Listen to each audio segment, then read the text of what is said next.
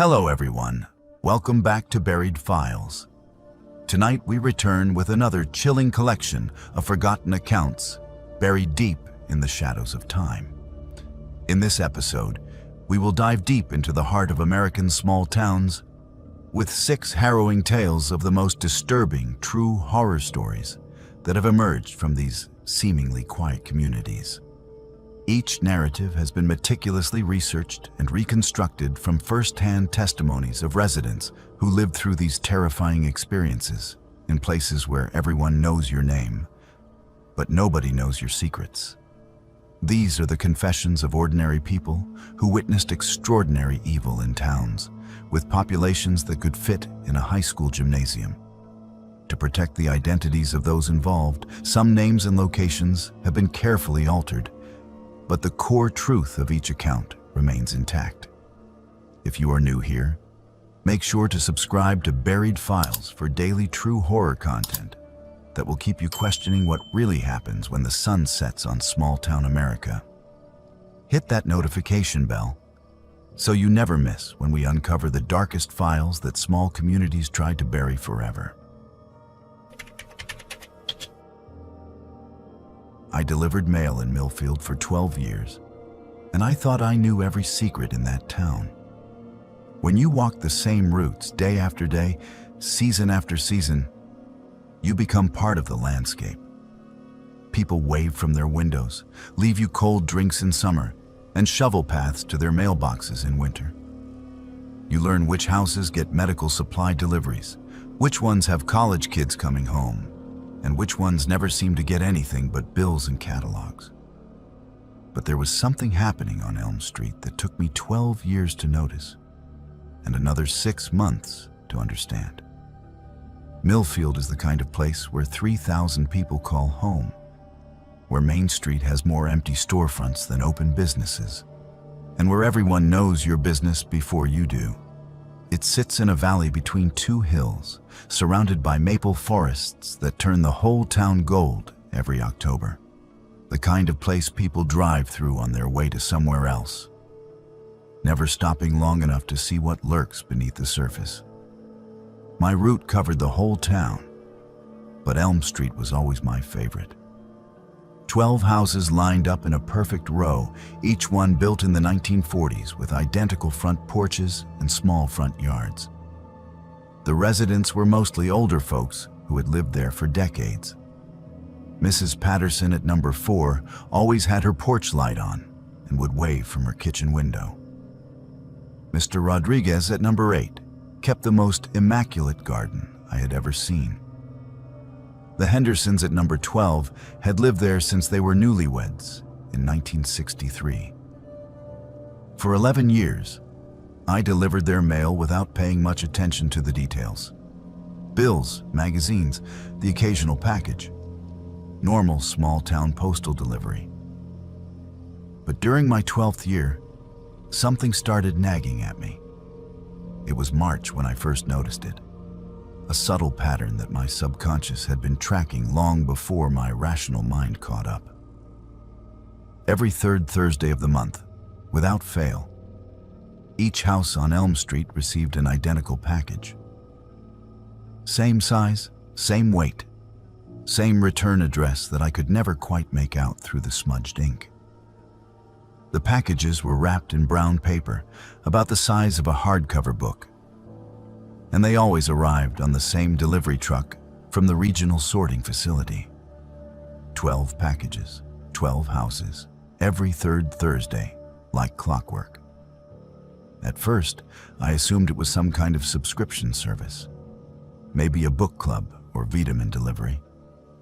Small towns have their quirks, and if all the residents of one street wanted to order the same thing, that was their business. But the more I thought about it, the stranger it seemed. These people barely talked to each other. Mrs. Patterson and Mrs. Chen from number 6 had been in a property line dispute for 15 years.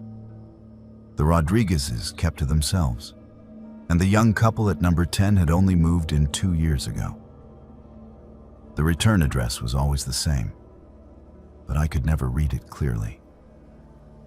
The ink looked deliberately smudged, as if someone had run their thumb across it while it was still wet. I tried holding the packages up to the light in my truck, but the brown paper was too thick to see through. The weight was consistent, maybe 2 pounds, and they never rattled when I shook them gently. By May, my curiosity was getting the better of me. I started paying closer attention to the residents on Elm Street, especially on package delivery days. Mrs. Patterson would usually meet me at the mailbox with a smile and a comment about the weather. But on third Thursdays, she would stay inside until I left, then quickly retrieve her package. Through her front window, I could see her carrying it straight to her basement door. The same thing happened at every house. No one came out to greet me on package days. No one left their packages sitting on the porch like they usually did with other deliveries. Within minutes of my departure, I would see curtains twitch and front doors open just long enough for the packages to disappear inside. I started keeping a mental log. March 18th, April 15th, May 20th, June 17th. Always the third Thursday, always 12 identical packages. I began timing my route differently on those days, parking at the end of Elm Street where I could observe the houses after making my deliveries. Every single resident followed the same pattern. Quick retrieval, straight into the house, curtains drawn tight for the rest of the day. The breakthrough came in July when I was delivering a certified letter to Mrs. Patterson. She was expecting her Social Security documents and had asked me to bring them to her door instead of leaving them in the mailbox. When she answered, I could smell something strange coming from inside her house. It was not unpleasant, but unfamiliar. Sweet and herbal, like burning sage mixed with something medicinal. "Busy day today, Mrs. Patterson?" I asked, trying to sound casual. She looked nervous for the first time in 12 years. "Oh, you know how it is, Thomas. Just some spring cleaning." But it was July, and the smell was definitely not cleaning supplies. That evening, I drove back to Elm Street after my shift ended. Every house was dark except for a strange, flickering glow coming from the basement windows. Not electric light, but something softer, like candles or oil lamps. And if I strained my ears, I could hear a low humming sound, like multiple voices chanting in unison. I parked across the street and watched for over an hour. The flickering lights moved in synchronized patterns, and the humming would rise and fall in waves. At exactly 11 o'clock, everything stopped. The lights went out, the humming ceased, and normal house lights began turning on throughout the street. August came, and with it, another delivery of 12 identical packages. This time, I was ready. I had borrowed a small digital camera from my nephew and planned to document whatever was happening. But when I arrived at Elm Street that Thursday morning, something was different. Mrs. Patterson was waiting at her mailbox, but she was not alone. Mr. Rodriguez stood at his mailbox at number 8. The Hendersons were at number 12. In fact, all 12 residents of Elm Street were standing at their mailboxes, watching me approach. They did not speak as I delivered their packages. They just stood there, 12 pairs of eyes following my every movement. The silence was oppressive, broken only by the sound of my footsteps on the pavement and the rustle of paper as I placed each package in its designated mailbox. When I finished and returned to my truck, they were still standing there, still watching. I started the engine and began to drive away. But in my rearview mirror, I could see them forming a circle in the middle of the street. They were opening their packages in unison, removing identical items that I could not make out from that distance. That night, I could not sleep. Something was seriously wrong on Elm Street. and I had been unknowingly facilitating it for months. I decided to research the return address on the packages, even though it was barely legible. It took me 3 days of squinting at delivery labels before I could make out enough letters to attempt a search. The address traced back to a post office box in Salem, Massachusetts, registered to something called the Millfield Heritage Society. I had never heard of any heritage society in our town, and when I asked around, no one else had either. The postmaster in Salem was helpful, but could only tell me that the box had been rented for over 30 years, always paid in cash, always by different people. I started digging into Millfield's history, spending my evenings at the town library and searching through old records. What I found chilled me to the bone. Elm Street had been built on land that was once the site of the original Millfield settlement, founded in 1692 by refugees from the Salem witch trials. According to the records, 12 families had fled Salem and established a small community in the Vermont wilderness. They had built their homes in a circle and practiced what they called the old ways, away from the prying eyes of Puritan authorities. The settlement had prospered for decades, but in 1734, something had gone wrong. The official records were vague, mentioning only that the settlement had been abandoned due to crop failures and harsh winters. But I found a diary entry from a traveling minister who had visited the area in 1735. He wrote about finding the abandoned houses still standing, but with strange symbols carved into the wooden beams and scorch marks on the floors where fires had burned in perfect circles. The minister had also noted that the graves in the settlement cemetery contained no bodies, 12 headstones, 12 empty graves, and no explanation for what had happened to the families who had once lived there. By September, I was becoming obsessed with the mystery of Elm Street. I had convinced myself that the current residents were part of some kind of historical reenactment group or genealogical society. Maybe they were descendants of the original settlers, honoring their ancestors with monthly gatherings. It was strange, but not necessarily sinister. But then came the third Thursday in September, and everything changed. I arrived at Elm Street to find it deserted. No residents waiting at their mailboxes, no curtains twitching in windows, no signs of life at all. The packages were in my truck as usual, but when I stepped out to begin deliveries, I noticed something that made my blood run cold. Every single house on Elm Street was identical now. Not just similar in architecture, but perfectly identical. The paint was the same shade of white on every house, the shutters the same shade of green, the front porches exactly the same height and width. Even the landscaping was identical, with the same flowers planted in the same patterns in every yard. I had been walking this street for 12 years, and I knew every house by heart. Mrs. Patterson's house had always had blue shutters. The Rodriguezes had replaced their front steps with brick ones just 2 years ago. The Hendersons had a distinctive oak tree in their front yard that was older than the house itself. Now, all of those individual details were gone. 12 identical houses, as if they had all been built yesterday using the same blueprint. I stood in the middle of the street, packages clutched in my trembling hands, trying to make sense of what I was seeing. That was when I noticed the mailboxes. Each one had a name printed on it in identical block letters, but they were not the names of the people I had been delivering mail to for 12 years. Patterson, Rodriguez, Henderson, and all the others were gone.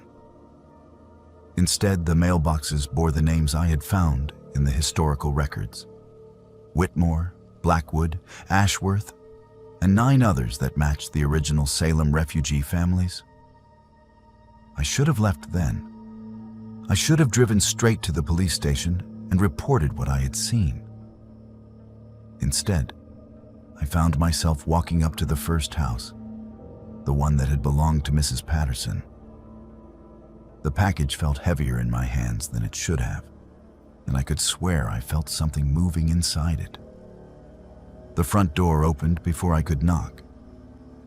A woman stood there, and for a moment, I thought it was Mrs. Patterson. But this woman was younger, maybe in her 30s, with the same facial features but darker hair and clothing that looked like it belonged in a museum. She was wearing a long black dress with a white collar, and her hair was pulled back in a style I had seen in old portraits. "You have been faithful in your service, Thomas Richardson," she said in a voice that sounded like Mrs. Patterson, but spoke with an accent I could not place. "The time has come for you to join us." Behind her, through the doorway, I could see the interior of the house. It was not Mrs. Patterson's living room with its floral wallpaper and modern furniture. Instead, I glimpsed a room lit by oil lamps, with rough wooden furniture and herbs hanging from the ceiling beams. I stumbled backward, dropping the packages on the porch. They hit the wooden boards with a sound like breaking glass, and a thick, dark liquid began seeping out of the torn brown paper. The smell that rose from the spilled contents was overwhelming, metallic and organic, like blood mixed with rich soil. "Do not be afraid," the woman who looked like Mrs. Patterson continued. "We have been waiting for you to understand, waiting for you to see. You have been chosen to carry our messages, to help us maintain the connection between worlds. The packages you have delivered contain the essence of the old settlement, the blood and bone of our ancestors, mixed with the herbs of our craft." I turned and ran. Behind me, I could hear doors opening along the entire street, and voices calling my name in unison. Not the voices of the people I had known for 12 years, but older voices, speaking in harmonies that seemed to come from the earth itself. I made it to my truck and drove away as fast as I could. But in my rearview mirror, I could see 12 figures standing in the middle of Elm Street. They were not the residents I had known, but people in old-fashioned clothing, holding hands in a circle around the spilled contents of the packages I had dropped. When I reached the main road, I pulled over and called the police. But when they arrived at Elm Street 20 minutes later, they found nothing unusual. 12 normal houses with 12 normal residents who claimed they had no idea what I was talking about. The officers said I seemed stressed and suggested I take some time off from work. The next day, I requested a transfer to a different route. I could not bring myself to go back to Elm Street, not after what I had seen. My supervisor was understanding and assigned me to the industrial district on the other side of town. But that was not the end of it. 2 weeks later, I received a package at my own home. Same brown paper wrapping, same smudged return address, same weight and size as the ones I had been delivering to Elm Street. My name was written on it, in the same block letters I had seen on the mailboxes that day. I never opened it. I took it straight to the police station and demanded they investigate. But they treated me like a man having a nervous breakdown. The package sat on the evidence shelf for a month before they returned it to me, claiming there was nothing suspicious about a resident receiving mail. When I got home, I built a fire in my backyard and burned the package without opening it. The flames turned green when they touched the brown paper, and the smoke smelled like the herbs I had detected in Mrs. Patterson's house. As it burned, I could swear I heard voices whispering in the crackling flames, calling my name and promising that I would return to Elm Street eventually. That was 6 months ago. I moved to a different town, got a job at a hardware store, and tried to forget about Millfield and Elm Street. But sometimes, late at night, I wake up to the sound of packages being delivered to my door. When I look outside, there is nothing there, but I can smell that herbal scent drifting through my window. And sometimes, when I am driving through small towns on my way to work, I see familiar faces in the windows of houses I pass. Faces that look like Mrs. Patterson, Mr. Rodriguez, and the Hendersons, but wearing clothes from centuries past, watching me with eyes that seem to know exactly where I am and what I am trying to forget. I know they are still waiting for me on Elm Street, waiting for me to understand that some routes, once walked, can never truly be abandoned. The mail must always be delivered, and some messages are too important to remain unread.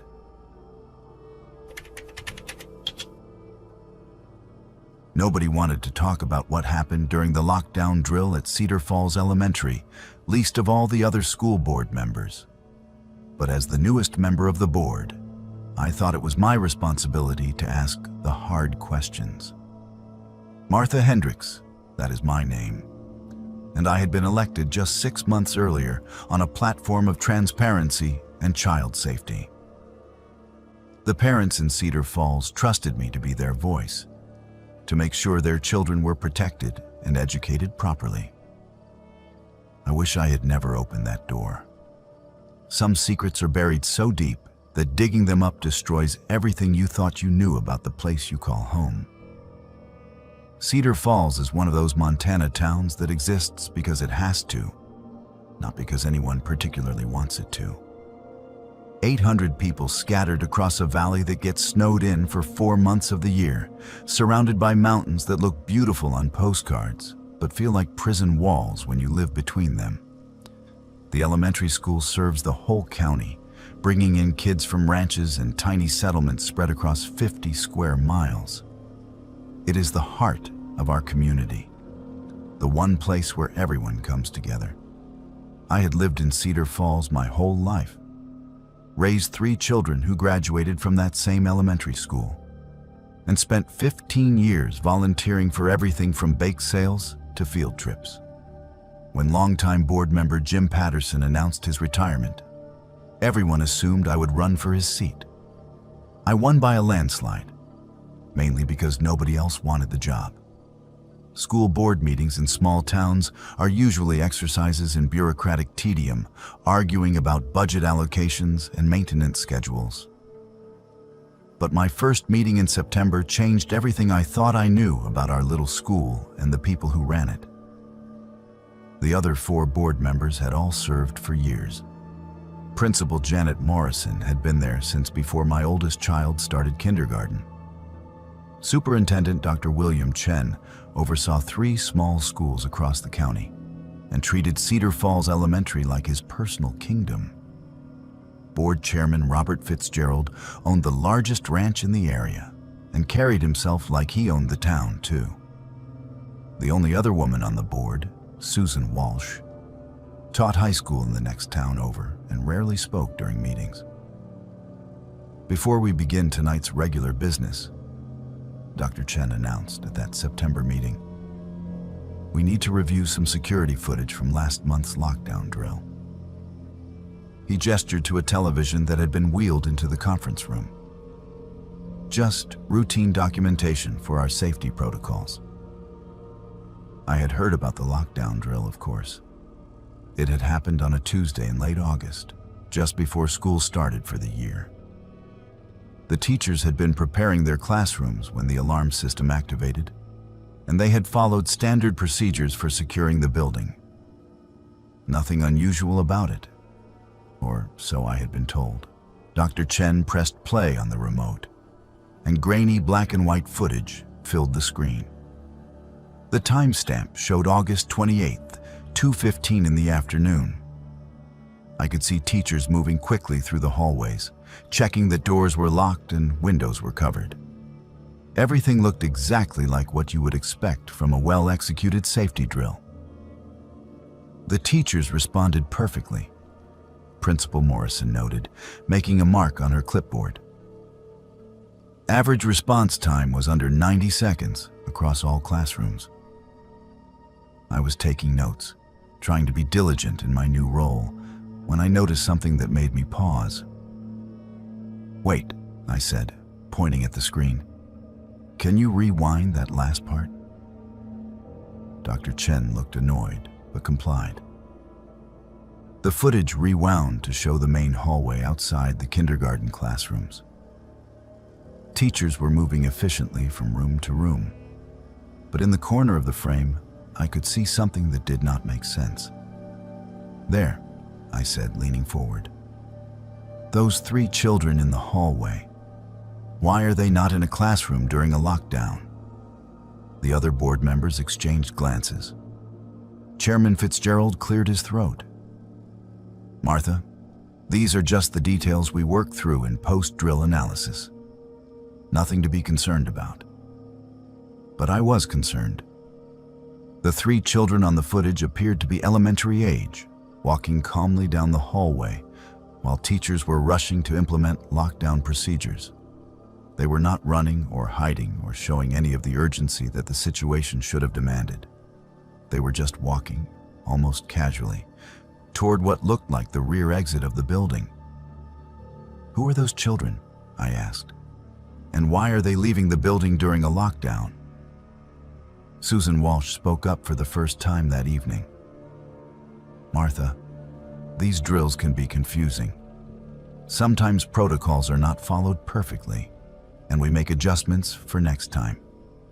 I made a note to ask for a list of all students who had been in the building that day. Something about the footage bothered me, though I could not put my finger on exactly what. The 3 children looked familiar, but I could not place them. Cedar Falls is small enough that I know most of the families, at least by sight. "I would like copies of this footage for my records," I announced. "As board members, we should all have access to materials that document safety procedures." Dr. Chen's response was immediate and firm. "These recordings contain sensitive security information. They remain in district custody only." That response raised more red flags.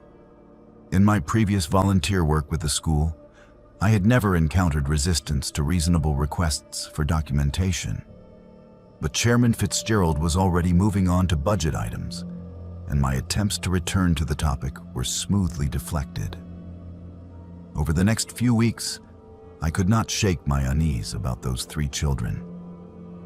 I started paying closer attention to enrollment records and attendance sheets, trying to identify who had been in the building that day. The official documentation showed that 12 teachers and 2 maintenance staff had been present for the drill, but there was no mention of any children. When I asked Principal Morrison directly about student presence during the drill, she seemed confused. "Students. Martha, the drill was conducted during our professional development week. No children were in the building, but I had seen them clearly on the footage. 3 elementary-age children walking calmly through the hallway while teachers implemented lockdown procedures. Either Principal Morrison was mistaken about the date, or something else was happening that no one wanted to discuss. I decided to do my own investigation. Cedar Falls is small enough that unusual events create ripples throughout the community. And if 3 children had been in the school during what was supposed to be a staff-only day, someone would remember. I started asking casual questions during my weekly trips to the grocery store, the post office, and the diner on Main Street. The responses I received were strange and inconsistent. When I asked Linda Rodriguez at the post office if she remembered anything unusual happening at the school in late August, she got a distant look in her eyes and said, "Now that you mention it, I did see some kids walking down Maple Street that Tuesday afternoon. Thought it was odd since school had not started yet." "Do you remember what they looked like?" I pressed. Linda paused for a long moment, like she was trying to recall a dream. 3 of them, I think, walking together. but I cannot quite remember their faces. Similar conversations throughout town yielded the same pattern. People remembered seeing children that day, but no one could provide specific details about who they were or where they had gone. It was as if the entire town had a collective blind spot about 3 specific kids. My breakthrough came when I was reviewing the school's enrollment records from the past several years. I was looking for patterns, trying to identify which families might have children who would have been in the building that day for any reason. That was when I discovered something that chilled me to the bone. 3 children had been enrolled at Cedar Falls Elementary for the previous school year, but had not returned in the fall. Emma Sullivan, age 7, Michael Patterson, age 9, and Zoe Chen, age 6. According to the records, all 3 had moved away during the summer with their families. But when I cross-referenced their information with county records, I found no documentation of any family moves, no forwarding addresses, and no transfer requests to schools in other districts. Emma Sullivan's family had lived in the same house for 12 years. Michael Patterson's father worked at the grain elevator and had no reason to relocate. Zoe Chen was Dr. Chen's own niece, living with her grandparents after her parents died in a car accident 2 years earlier. I called the numbers on file for all 3 families. Emma Sullivan's phone had been disconnected. Michael Patterson's father claimed he had never heard of me and hung up when I mentioned the school board.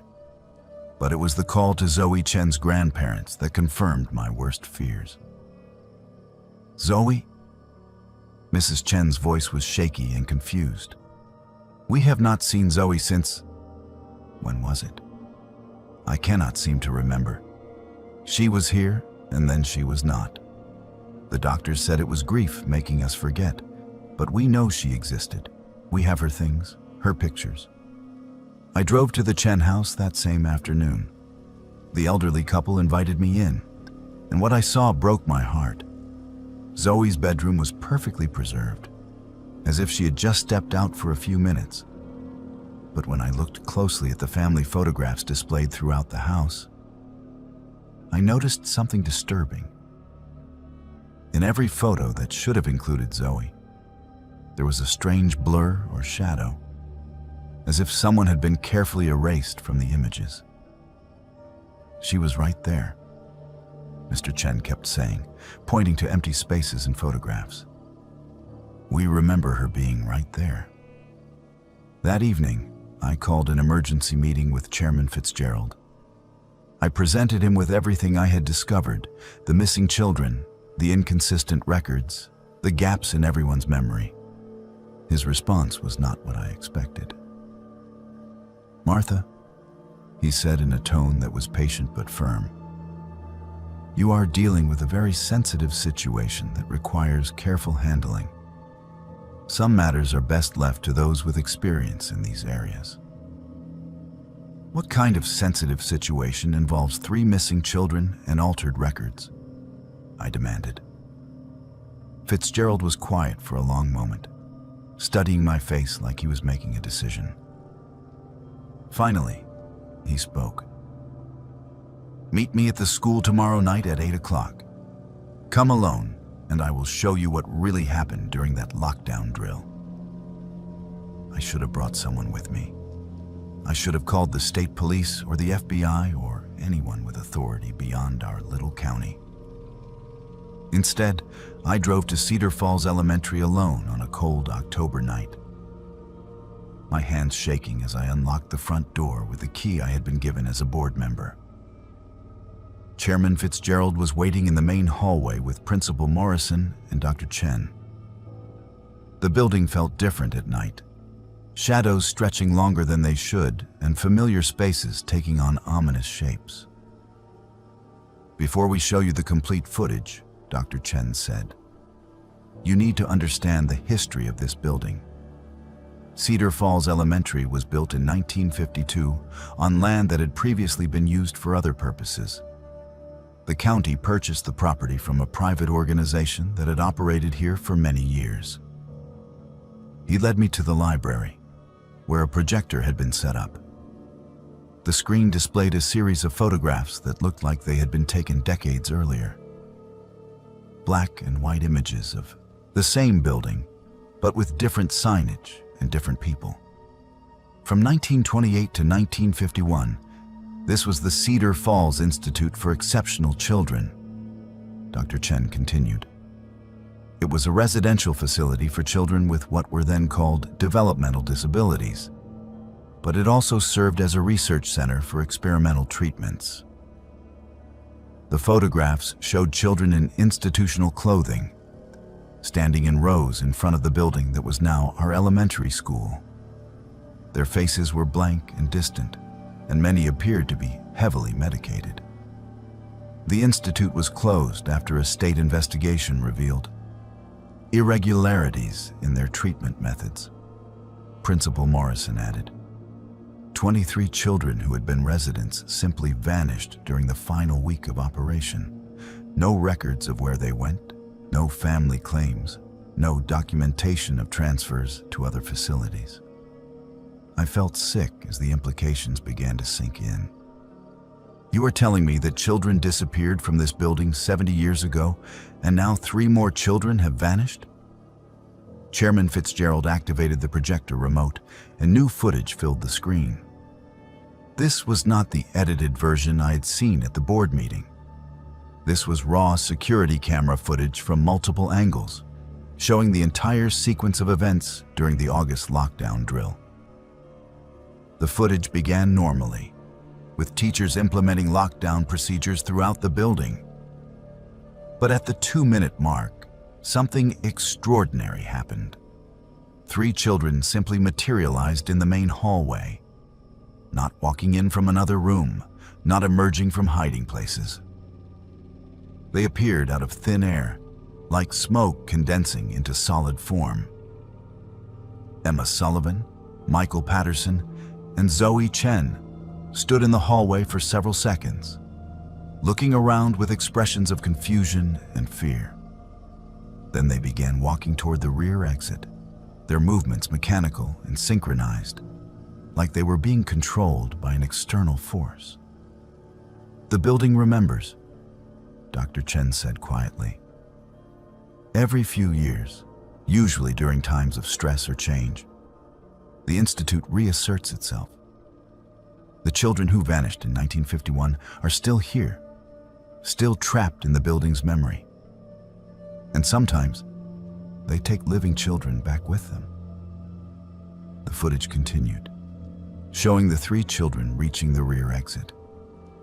But instead of opening the door and leaving, they simply walked through it, passing through solid wood and metal like they were made of mist. On the exterior camera, there was no sign of them. They had not exited the building. They had been absorbed by it. Where are they now? I whispered, though I was not sure I wanted to know the answer. They exist in the spaces between spaces, Principal Morrison replied. In the walls, in the foundation, in the memory of what this place used to be. We have learned to recognize the signs when the building is becoming active. The lockdown drill was not a drill at all. It was a containment protocol. Chairman Fitzgerald turned off the projector and faced me directly. This is why board positions rarely change hands in Cedar Falls. This is why certain decisions are made by people who understand the full scope of what we are dealing with. The school serves the community, but it also serves as a prison for something that cannot be allowed to spread. You have been covering up child disappearances for decades, I said, my voice barely above a whisper. We have been protecting hundreds of other children, Dr. Chen corrected. Every child who attends this school, every family in this county. The alternative is to close the building, to let whatever exists here escape into the broader world. They showed me more footage from previous years. 1998, when 2 children vanished during a fire drill. 2003, when 1 child disappeared during a severe thunderstorm. 2009, when the building claimed 3 more during a routine maintenance day. Always children who were already vulnerable, already isolated, already partially forgotten by their families and communities. The building chooses carefully, Principal Morrison explained. Children whose absence will create the least disruption, whose memories can be quietly erased from official records and community consciousness. But their families remember, I protested, thinking of Mrs. Chen's confused grief. Families remember something. Chairman Fitzgerald agreed. But memories fade when they are not reinforced by external evidence. Pictures blur, records disappear, and eventually people convince themselves they were mistaken about what they lost. I left the school that night knowing that I faced an impossible choice. I could expose what I had learned and watch our community torn apart by investigations and media attention, while potentially releasing something far worse into the world. Or I could become complicit in a cover-up that had already claimed dozens of children over several decades. The decision was made for me 3 days later when I found a manila envelope on my front porch. Inside were professional photographs of my own grandchildren, taken recently at locations throughout Cedar Falls. Attached was a simple note. Some secrets protect more than they harm. Welcome to the board. I have been keeping those secrets for 8 months now. I attend meetings where we discuss budget allocations and maintenance schedules, while carefully monitoring security footage for signs of the building's awakening. I help identify children who fit the profile of potential targets. And I participate in the quiet alterations of records and memories that follow each disappearance. Last month, we lost 2 more children during what the community believes was a routine safety inspection. Their families are already beginning to forget, their photographs already beginning to blur, their enrollment records already being quietly modified. And I sit in those board meetings, taking notes and asking the right questions, while 3 more empty desks wait in classrooms that will never acknowledge the children who once sat in them. Because in Cedar Falls, some kinds of education require sacrifices that can never be discussed in official minutes or annual reports. The building is stirring again. I can feel it in the way the hallways echo differently, in the way shadows move independently of their sources. Soon there will be another drill, another containment protocol, another careful selection of children whose absence will disturb the community the least. And I will be there, taking minutes and maintaining records. Because someone has to document the price we pay to keep the rest of our children safe from what lurks in the spaces between memory and forgetting.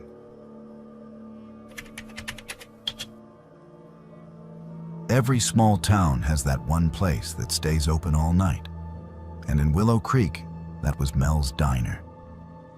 I worked the graveyard shift there for 8 months, and I thought I had seen everything the darkness could bring through those glass doors. Drunks stumbling home from the bar across the street, truckers needing coffee and conversation, insomniacs seeking refuge from their own thoughts. But there was one customer who changed everything I believed about life, death, and the thin line that separates the two. Her name was Hazel Morrison, and she had been dead for 38 years. George Patterson is my name, and I took that job at Mel's because I needed something to pay the bills while I figured out what to do with my life. 29 years old, fresh out of a relationship that had lasted too long, and tired of pretending I had my future mapped out like everyone else my age seemed to. The overnight shift at a diner in a town of 1,500 people was not glamorous, but it was honest work that left me alone with my thoughts and a steady stream of coffee. Willow Creek sits in the middle of nowhere, Kansas, surrounded by wheat fields that stretch to every horizon. The kind of place where 3 generations of the same family live within walking distance of each other, where everyone knows your business before you do, and where the biggest excitement is usually the high school football games on Friday nights. Mel's Diner had been serving the community since 1962, occupying a converted train car on the edge of downtown, with red vinyl booths and a counter that had absorbed decades of conversations and confessions. The overnight shift was typically quiet. Between midnight and 6 in the morning, I might serve a dozen customers on a busy night. Mostly regulars who worked unconventional schedules or dealt with sleep troubles. I learned their names, their orders, and their stories. Coffee black for Jim Harrison, who drove the mail truck. Pie and ice cream for Mrs. Rodriguez, who cleaned offices downtown and always stopped by around 4. Eggs over easy for Danny Walsh, who worked maintenance at the grain elevator and got off work at 3. But Hazel Morrison was different from the first night I saw her. She came in at exactly 3:17 in the morning on a Tuesday in October. I noticed the precise timing because the old clock above the register had been running 7 minutes fast for months. And she entered just as it showed 3:24. She was elderly, maybe in her 70s, with silver hair pulled back in a neat bun and wearing a blue dress that looked like it belonged in a different decade. "Coffee, please," she said, settling into the corner booth by the window. Her voice was soft but clear, with an accent that suggested she had grown up in this part of Kansas, but had lived elsewhere for a while. I brought her coffee in one of the heavy white mugs we used for regular customers. "Anything else?" "Pie is fresh today. Apple pie if you have it," she replied. "And vanilla ice cream?" I served her the pie and went back to my prep work for the morning shift. When I glanced over a few minutes later, she was sitting with her hands folded, looking out the window at the empty main street. The coffee cup was still full, and the pie remained untouched. She sat there for exactly 43 minutes, never drinking the coffee or eating the pie. At 4 o'clock sharp, she stood up, left exact change on the table including a 20% tip, and walked out into the night. I watched through the window as she crossed the street and disappeared into the shadows between buildings. The next week, Tuesday night at 3:17, she returned. Same blue dress, same order, same behavior. Coffee and apple pie with vanilla ice cream, paid for but never consumed. She would sit in the corner booth for 43 minutes, staring out the window with an expression I could not read, then leave exactly at 4. After her 4th visit, I started paying closer attention. Hazel Morrison looked exactly the same each time. Not just similar clothing, but identical. The same dress with the same small wrinkle near the left shoulder. The same hairstyle with the same few strands that had escaped the bun. Even the same faint lipstick that had been applied with the same slight imperfection on the lower lip. "Do you know Hazel Morrison?" I asked Mel during one of our shift changes. He had owned the diner for 30 years and knew everyone in town. Mel paused while wiping down the counter. "Hazel Morrison died in 1987, George. Car accident out on Highway 36. Why do you ask?" "Someone with that name has been coming in during my shift. Elderly woman, blue dress, orders coffee and pie but never eats." Mel's expression grew serious. "What does she look like?" I described her in detail, including the specific way her hair was styled and the shade of blue in her dress. As I talked, Mel's face grew pale. "That is exactly what she looked like," he whispered. "But George, Hazel Morrison has been dead for 38 years. He disappeared into the back office and returned with a cardboard box filled with old photographs and newspaper clippings. Most were pictures from community events and local celebrations, that had been held at the diner over the decades. Near the bottom of the box, he found what he was looking for. The newspaper clipping was from October 1987. The headline read, "Local woman dies in late-night accident." Below it was a photograph of Hazel Morrison, age 73, wearing the same blue dress I had seen her in every Tuesday night. The article explained that she had been driving home from a church meeting when her car skidded on wet leaves and struck a tree. She had died instantly at 3:17 in the morning. "She used to come in here every Tuesday night," Mel explained, his voice shaky. "Same time, same order. Coffee and apple pie with vanilla ice cream.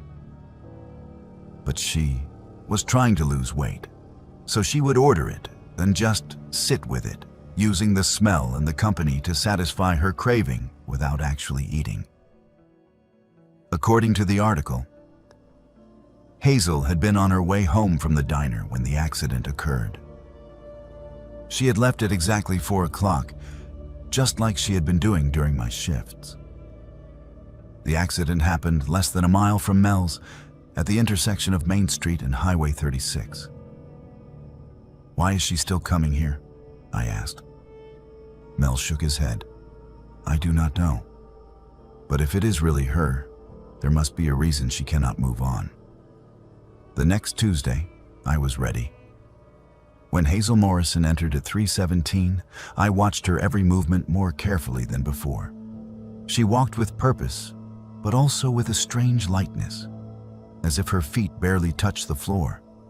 When she sat down, the vinyl booth did not creak the way it did for other customers. When I brought her coffee, the mug felt strangely cold despite having just come from the pot that was kept at 180 degrees. "Mrs. Morrison," I said, sitting across from her in the booth, "can I ask you something?" She looked at me with eyes that were kind but distant, like she was seeing me from a great distance. "Of course, dear." "Why do you keep coming back here?" For the first time in all her visits, her expression changed.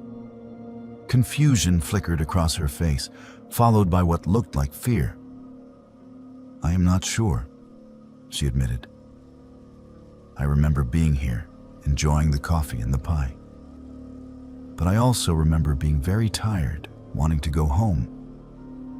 I got in my car and then..." She paused, touching her forehead like she was trying to recall a difficult memory. "I cannot remember what happened next." "Mrs. Morrison," I said gently, "you died 38 years ago. You were in a car accident after leaving this diner."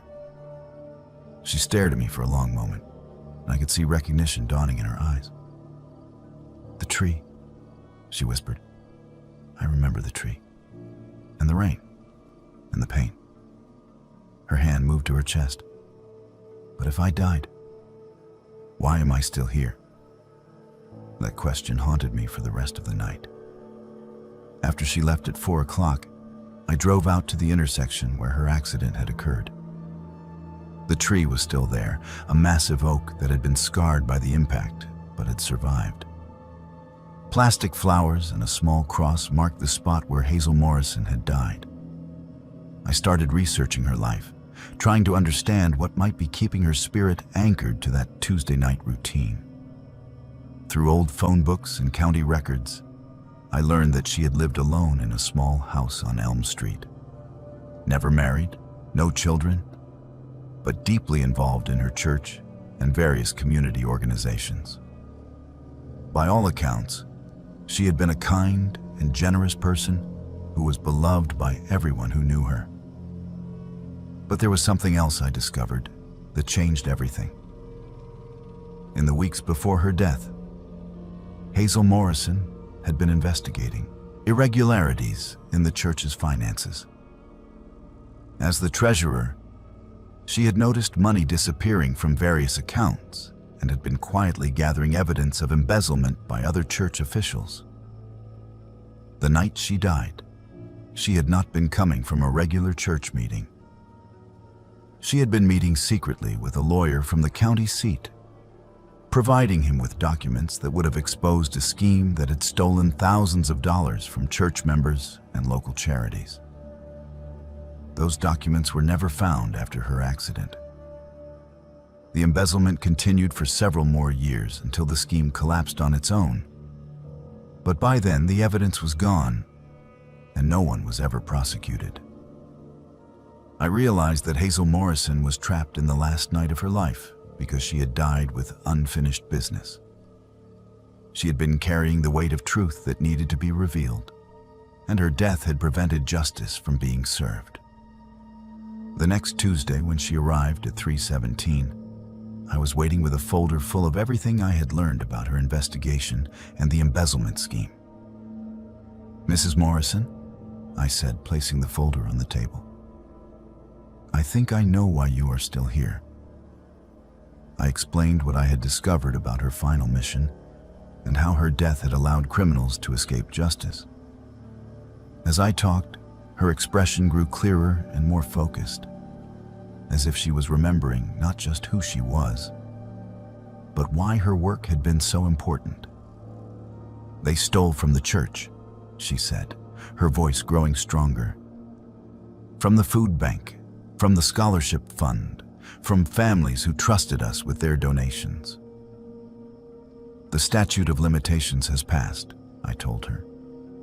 "But there are still people in town who were harmed by what happened. If you can remember where you hid the evidence, maybe we can find a way to make things right." Hazel smiled for the first time since I had been serving her. "The safe deposit box," she whispered. "Bank of Willow Creek, box number 207. She reached into her purse, a movement that looked more real and solid than any other gesture I had seen her make. She pulled out a small brass key and placed it on the table.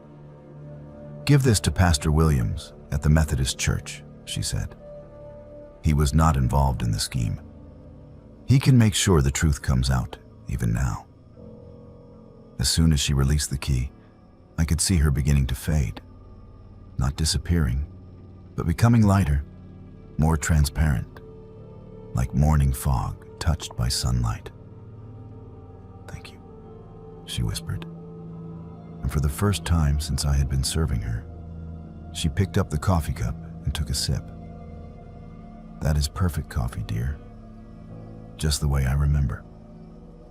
She faded away completely at 4 o'clock, leaving behind only the key, exact change for her order, and the lingering scent of apple pie and vanilla ice cream. I delivered the key to Pastor Williams the next morning, along with everything I'd learned about Hazel Morrison's investigation. The safe deposit box contained decades of financial documents that exposed not just the original embezzlement, but ongoing fraud that had continued long after her death. While criminal charges were no longer possible, the revelations led to civil lawsuits that recovered hundreds of thousands of dollars for victims and their families. Scholarships were established in Hazel Morrison's name, and a memorial garden was planted at the church she had died trying to protect. I never saw her again after that Tuesday night. But sometimes, when I am working the overnight shift and the clock shows 3:17, I catch the faint scent of apple pie and vanilla ice cream drifting through the diner. And I know that somewhere, Hazel Morrison is finally at peace in Liette. They called me to settle a property dispute between two families who had been neighbors for 40 years, and I thought it would be a straightforward surveying job. Richard Blackwood is my name, and I've been measuring and mapping land boundaries across North Carolina for 15 years. Most property disputes involve a few feet here and there, maybe a fence that was built in the wrong place or a driveway that crosses into someone else's deed. But what I discovered in the hills outside Harmony Ridge changed everything I thought I knew about the secrets that can be buried beneath seemingly ordinary land. Harmony Ridge is one of those mountain communities that feels removed from the modern world. where families trace their roots back 6 or 7 generations, and newcomers are still considered outsiders after 20 years. The town proper has maybe 200 people, but the surrounding hills are dotted with isolated homesteads and family compounds that have been passed down through generations. It is the kind of place where people handle their own problems and view outside interference with deep suspicion. The Morrison and Fleming families had been feuding over a strip of land that separated their properties for as long as anyone could remember. According to the county clerk who hired me, the dispute had been going on since the early 1980s, with both families claiming ownership of a wedge-shaped piece of forest that covered about 3 acres. Previous surveys had been inconclusive, and the families had been taking turns filing lawsuits that went nowhere. "We need a definitive boundary established," the clerk explained when she called me. "The families are threatening violence over this thing, and we cannot have that in our county." I drove up to Harmony Ridge on a crisp October morning, my equipment loaded in the back of my truck and a folder full of deeds and historical maps on the passenger seat. The disputed land sat between 2 similar properties, both featuring older farmhouses with extensive outbuildings and cleared fields that had been carved from the surrounding forest decades ago. Dale Morrison met me at his front gate, a weathered man in his 60s with the kind of deep suspicion of outsiders that I had encountered in other mountain communities. "You the surveyor?" he asked without preamble. "Richard Blackwood," I introduced myself, extending my hand. "I understand you and your neighbors need some boundaries clarified." Morrison shook my hand grudgingly. "Been our land for 40 years, he said. "My daddy cleared that timber himself, and them Flemings got no right to it." The Fleming property was accessible by a dirt road that wound through thick forest before opening into their main compound. Jacob Fleming was younger than Morrison, maybe in his 50s, but he had the same hardened look of someone who had spent his life working the land. "Appreciate you coming out," Fleming said when I introduced myself. "That strip of land has been in our family since my grandfather's time. Morrisons are trying to steal what belongs to us." Both men insisted on being present when I conducted my survey, which made for a tense atmosphere as I set up my equipment. The disputed land was heavily forested, with thick undergrowth that made it difficult to move around with my instruments. But as I worked, I began to notice things that seemed unusual for a natural forest. The trees were all roughly the same age, suggesting the entire area had been cleared and replanted at some point. But more oddly, they seemed to be arranged in subtle patterns, with large gaps that formed rough geometric shapes when viewed from above. My electronic distance measuring device also detected irregularities in the ground that suggested extensive digging had been done at some point. "Has this land been used for farming?" I asked Morrison as I adjusted my theodolite. "Not since I've been here," he replied. "Been woods long as I can remember." Fleming gave a similar response, but both men seemed nervous whenever I asked about the history of the land. They kept glancing at each other across the disputed boundary, and I got the impression they were communicating something that I was not meant to understand. On my second day of surveying, my ground-penetrating radar began picking up anomalies throughout the disputed area. The equipment was designed to detect underground utilities and foundation remains, but what I was seeing looked more extensive and more irregular than anything related to construction or agriculture. "There are significant underground disturbances throughout this area," I told both families when they met me at the site that afternoon. "Before I can establish definitive boundaries, I need to understand what I am dealing with down there." Morrison and Fleming exchanged a look that I could not interpret. "What kind of disturbances?" Fleming asked. Large excavations that have been backfilled, I explained. Multiple sites, some quite deep. If there are septic systems or old foundations down there, they could affect property values and development rights. That evening at my motel in town, I spent hours studying the radar images on my laptop. What I was seeing was unlike anything in my 15 years of surveying. The underground disturbances were extensive and appeared to follow patterns that suggested deliberate placement rather than random digging. More disturbing were the shapes themselves. Long, narrow excavations arranged in rough grids, each approximately 6 feet long and 3 feet wide. As a professional surveyor, I had seen enough cemetery layouts to recognize what I was looking at. I was looking at graves, dozens of them, scattered throughout the 3-acre disputed area. The next morning, I called the county sheriff's office and requested that a deputy meet me at the site. If there were unmarked graves on the property, it became a legal matter that went far beyond a simple boundary dispute. Deputy Williams arrived within an hour, and I showed him the radar images. His reaction confirmed my suspicions.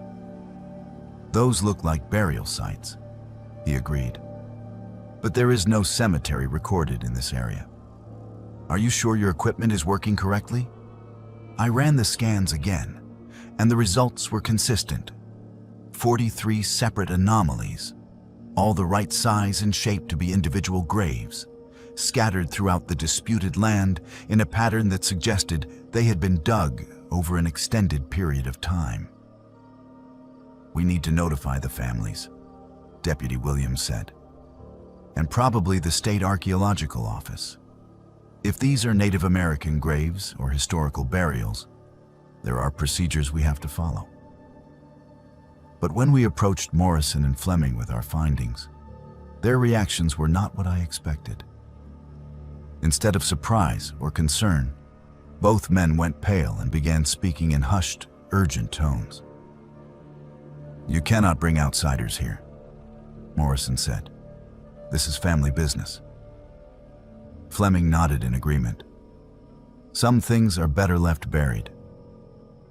Deputy Williams pressed them for more information, but both families became increasingly evasive. They claimed they had no knowledge of any graves on the property and insisted that my equipment must be malfunctioning.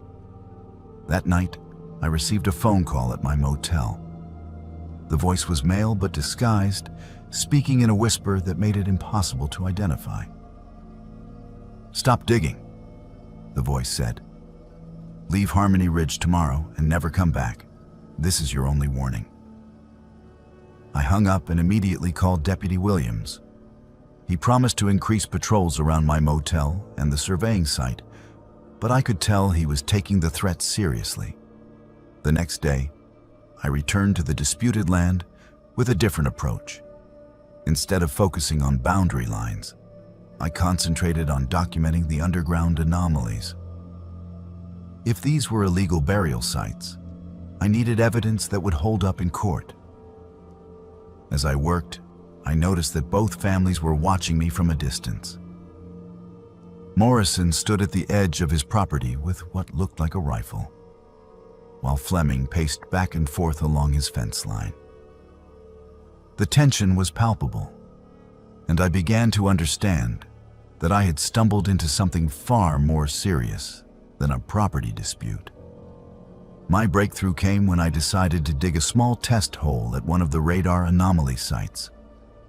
I had brought a folding shovel for exactly this purpose, and I chose a location that was roughly in the center of the disputed area. 3 feet down, my shovel hit something that was definitely not soil or rock. I cleared away more dirt and exposed what was unmistakably human bone. A skull, partially preserved and stained dark brown from decades in the earth. But this was not an old burial. There were metal fragments mixed with the remains, pieces of what looked like contemporary clothing and personal effects. I could see a wristwatch, tarnished jewelry, and scraps of fabric that had not fully decomposed. I was looking at a murder victim, not an ancestor. I immediately called Deputy Williams and began photographing everything before disturbing the site further. But as I worked, I became aware that I was no longer alone in the forest. Morrison and Fleming had approached silently, and they were now standing about 20 feet away, watching me document their secret.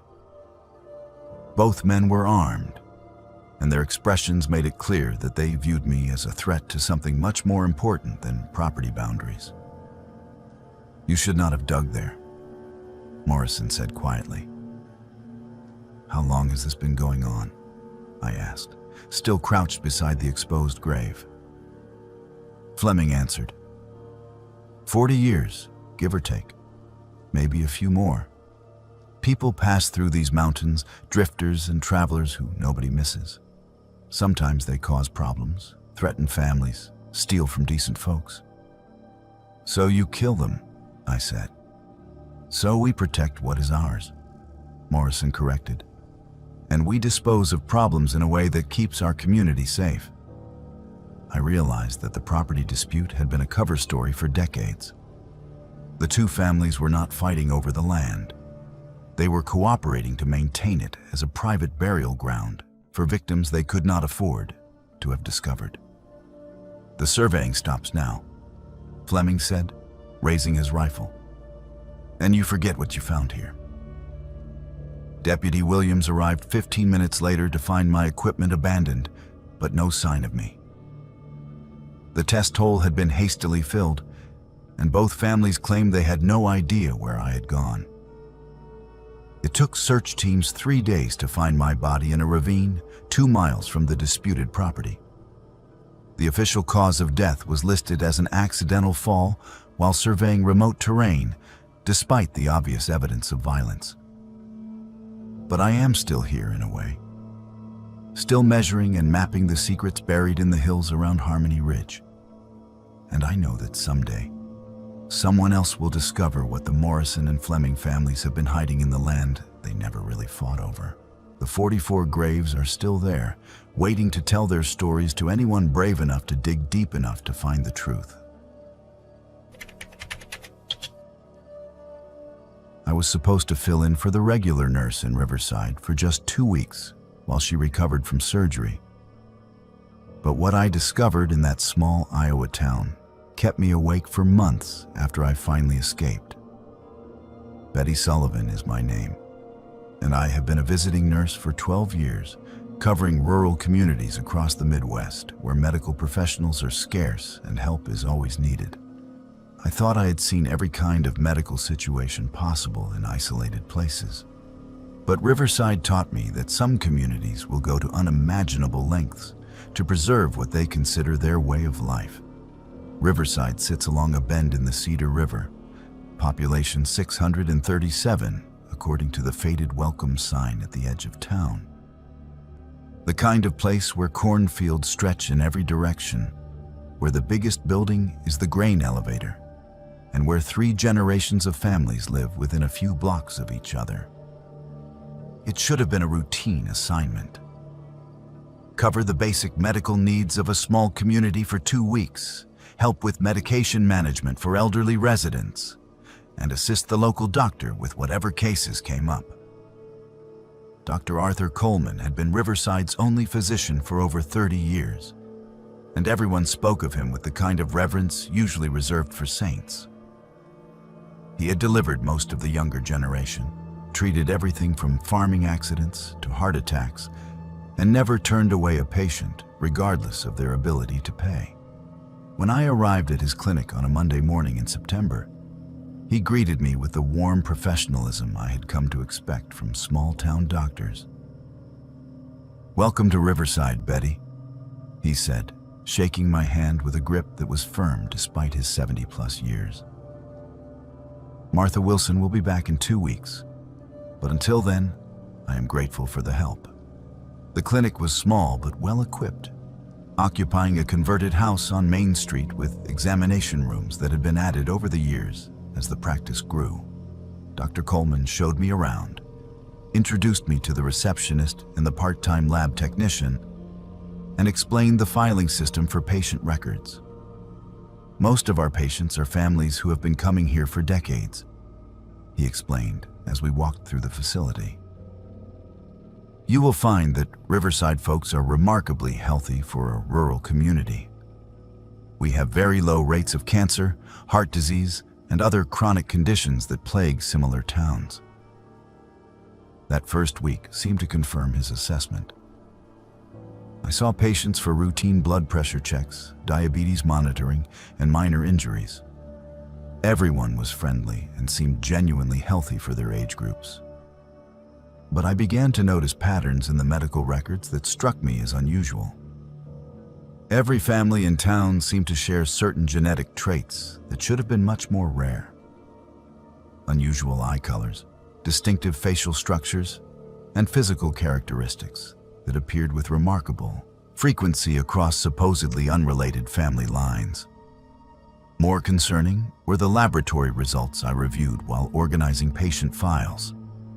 Blood work from residents showed genetic markers that I had never seen clustered together in such high concentrations. Not necessarily abnormal results, but unusual patterns that suggested these people shared far more genetic material than would be typical for a general population, even in an isolated rural community. Dr. Coleman, I asked during one of our consultations, have there been genetic studies done on the population here? Some of these lab results show interesting patterns. His reaction was immediate and defensive. Betty, I think you are reading too much into routine blood work. Small communities naturally develop certain shared characteristics over generations. But my nursing background included genetics training, and what I was seeing went far beyond normal population genetics. These people were not just distantly related through common ancestors. They were showing markers consistent with much closer genetic relationships than anyone was acknowledging. My suspicions deepened when I began reviewing the obstetric records from the past several decades. Dr. Coleman had delivered hundreds of babies over his career, but the birth records showed patterns that made no medical sense. Pregnancy complications that should have occurred regularly in any population were completely absent. Genetic disorders that should have appeared at predictable rates simply did not exist in Riverside. Either this community had the most extraordinary genetic luck in medical history, or something else was happening that was not reflected in the official records. I need to ask you about the fertility treatments, I said to Dr. Coleman at the end of my first week. He paused in his chart review. What fertility treatments? The medication inventory shows regular orders for reproductive hormones and genetic screening supplies that would typically be used for fertility interventions. But I do not see any corresponding patient records for these treatments. Dr. Coleman closed the chart he had been reviewing and looked at me with an expression that had shifted from friendly to calculating. Betty, you are a temporary employee here. Your job is to assist with routine patient care, not to audit medical practices. That evening, I drove through Riverside's residential neighborhoods, paying closer attention to the families I had been treating. What I saw confirmed my worst suspicions. Children who supposedly belonged to different families showed striking physical similarities. Siblings who should have been years apart in age looked like twins, and adults who claimed no family relationship could have been identical relatives. The next morning, I arrived at the clinic early and used my access to the medical records to conduct a more thorough review. What I discovered made me physically ill. Dr. Coleman had not been practicing conventional medicine for decades. He had been conducting genetic experiments on the entire population of Riverside, using fertility treatments and selective breeding to create what amounted to a controlled human breeding program. The medical files contained detailed genetic analyses of every resident, tracking bloodlines and genetic markers with the precision of a livestock breeding operation. Families that claimed to be unrelated were actually carefully selected genetic matches. Pregnancies were not natural occurrences, but planned genetic combinations designed to reinforce desired traits. More horrifying were the records of unsuccessful outcomes. Children who did not meet genetic criteria were listed as stillbirths or infant deaths, but follow-up documentation suggested they had been removed from families and relocated elsewhere. The numbers were staggering. Over 30 years, hundreds of children had been born in Riverside, but only those who met Dr. Coleman's genetic standards had been allowed to remain. "You should not have access to those files," Dr. Coleman said from behind me. I turned to find him standing in the doorway of the records room. And for the first time since I had arrived in Riverside, he did not look like a kindly small-town doctor. He looked like a man who had been caught in the middle of something unforgivable. "What have you done to these people?" I whispered. "I have created perfection," he replied calmly. Riverside represents the future of human evolution. 3 generations of carefully controlled genetic selection, eliminating hereditary diseases and enhancing desirable traits. These people are healthier, more intelligent, and more physically capable than any normal population. "They are your experiments," I said. "You have been treating an entire town like laboratory animals." Dr. Coleman smiled. "And now you understand why you are really here, Betty. Martha Wilson did not have surgery.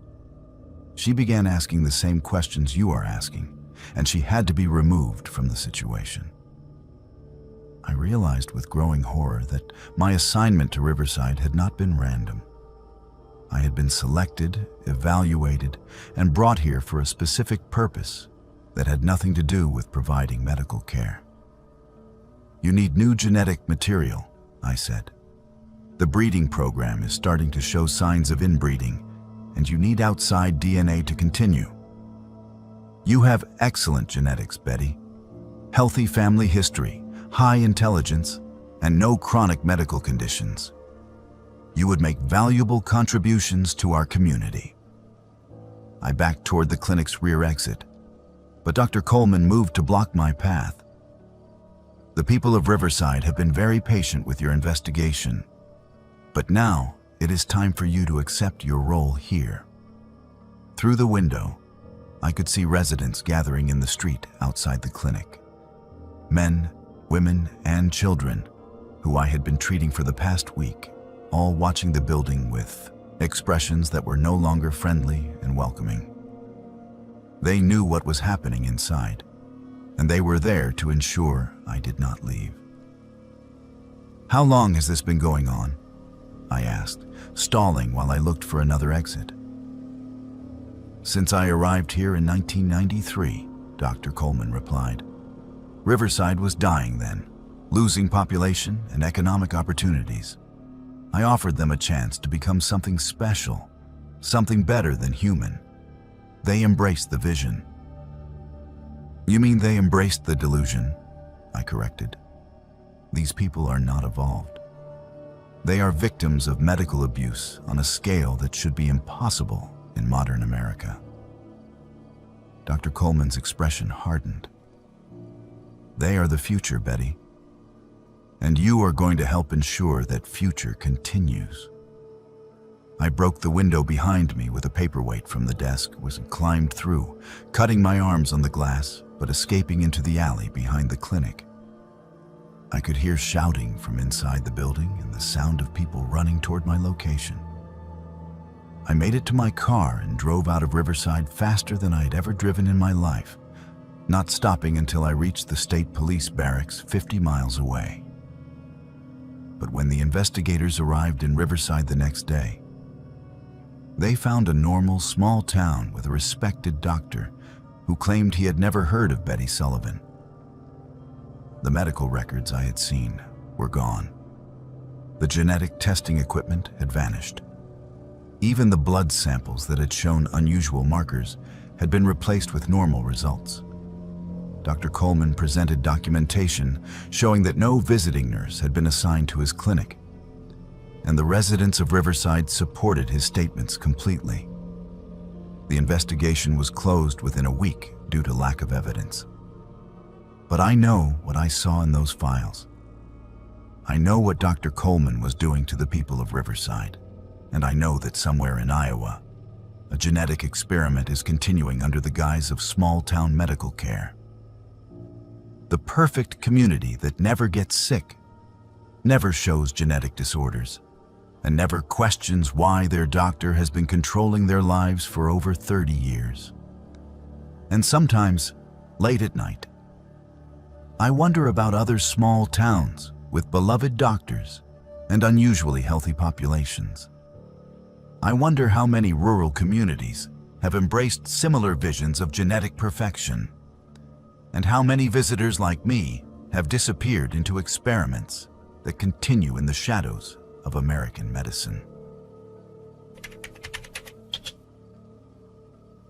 I came to Copper Hill to film their annual Harvest Festival, thinking it would be a charming, small-town tradition documentary that could help launch my independent filmmaking career. Arthur Phillips is my name, and I had spent 2 years researching unique American festivals when I discovered references to Copper Hill's 3-day celebration in obscure folklore journals. The descriptions made it sound like a perfect subject. An isolated Texas community that had maintained pre-industrial harvest traditions for over a century. I had no idea I was documenting the final phase of a ritual that had been consuming visitors for generations. Copper Hill sits in the East Texas piney woods, population 412, accessible only by a single winding road that branches off from a state highway and disappears into dense forest. The kind of place that exists on maps but feels forgotten by the modern world, where the cell phone service is spotty and the nearest interstate is 2 hours away. Perfect for a documentary about authentic American traditions that have survived in isolation. I arrived on a Thursday in late October, 2 days before the Harvest Festival was scheduled to begin. The town seemed frozen in time, with wooden storefronts that could have been built 50 years ago, and residents who moved with the unhurried pace of people who have never been in a rush to get anywhere. Everyone I met was friendly but guarded, willing to talk about the weather and local history, but evasive when I asked specific questions about the festival. "You will understand everything once it begins," Mayor Patricia Hendricks told me when I interviewed her at the town hall. Copper Hill's Harvest Festival is not like other celebrations. It is something that has to be experienced to be appreciated. I set up my equipment at the Copper Hill Inn, a converted Victorian house that served as the town's only lodging. The proprietor, an elderly woman named Mrs. Coleman, seemed nervous about having a filmmaker in town during festival weekend. "Most visitors who come for the festival do not need accommodations," she explained while showing me to my room. "They usually become part of the community by the end of the 3 days." I assumed she meant that people enjoyed the festival so much they extended their stays or decided to move to Copper Hill. Small towns are always hoping to attract new residents, and a successful festival could be good for local economic development. The first day of the Harvest Festival began at dawn on Saturday, with what the residents called the Awakening Ceremony. The entire town gathered in the central square, forming concentric circles around a raised platform where Mayor Hendricks and several other community leaders stood wearing elaborate costumes that looked handmade and ancient. I filmed everything, focusing on the intricate details of the costumes and the solemn expressions of the participants. The ceremony involved chanting in what sounded like a mixture of languages, some recognizable as variants of English and Spanish, but others completely unfamiliar. The townspeople moved in synchronized patterns, stepping in rhythm to drums that were played by children who could not have been more than 10 years old. This represents the awakening of the harvest spirit, explained James Morrison, a local teacher who had volunteered to be my guide. Our ancestors brought these traditions from the old country, and we have maintained them without interruption for over 100 years. But as I filmed, I began to notice details that did not match Morrison's explanation. The costumes were not folk designs from any European tradition I could identify. The symbols carved into the wooden platform were not Celtic or Germanic, but something much older and more primitive. And the chanting, when I listened carefully through my headphones, contained words that sounded more like incantations than traditional folk songs. The second day involved what the residents called the binding ceremony. This time, the townspeople constructed elaborate displays throughout the business district, using corn stalks, pumpkins, and other harvest decorations to create intricate patterns that were visible from the second-story windows of the inn. From my elevated vantage point with my camera, I could see that the decorations were not random arrangements. They formed a complex geometric design that encompassed the entire downtown area, with the town square at the center and radiating patterns that extended to the edges of the commercial district. Each family contributes specific elements to the overall design, Morrison explained as we walked through the decorated streets.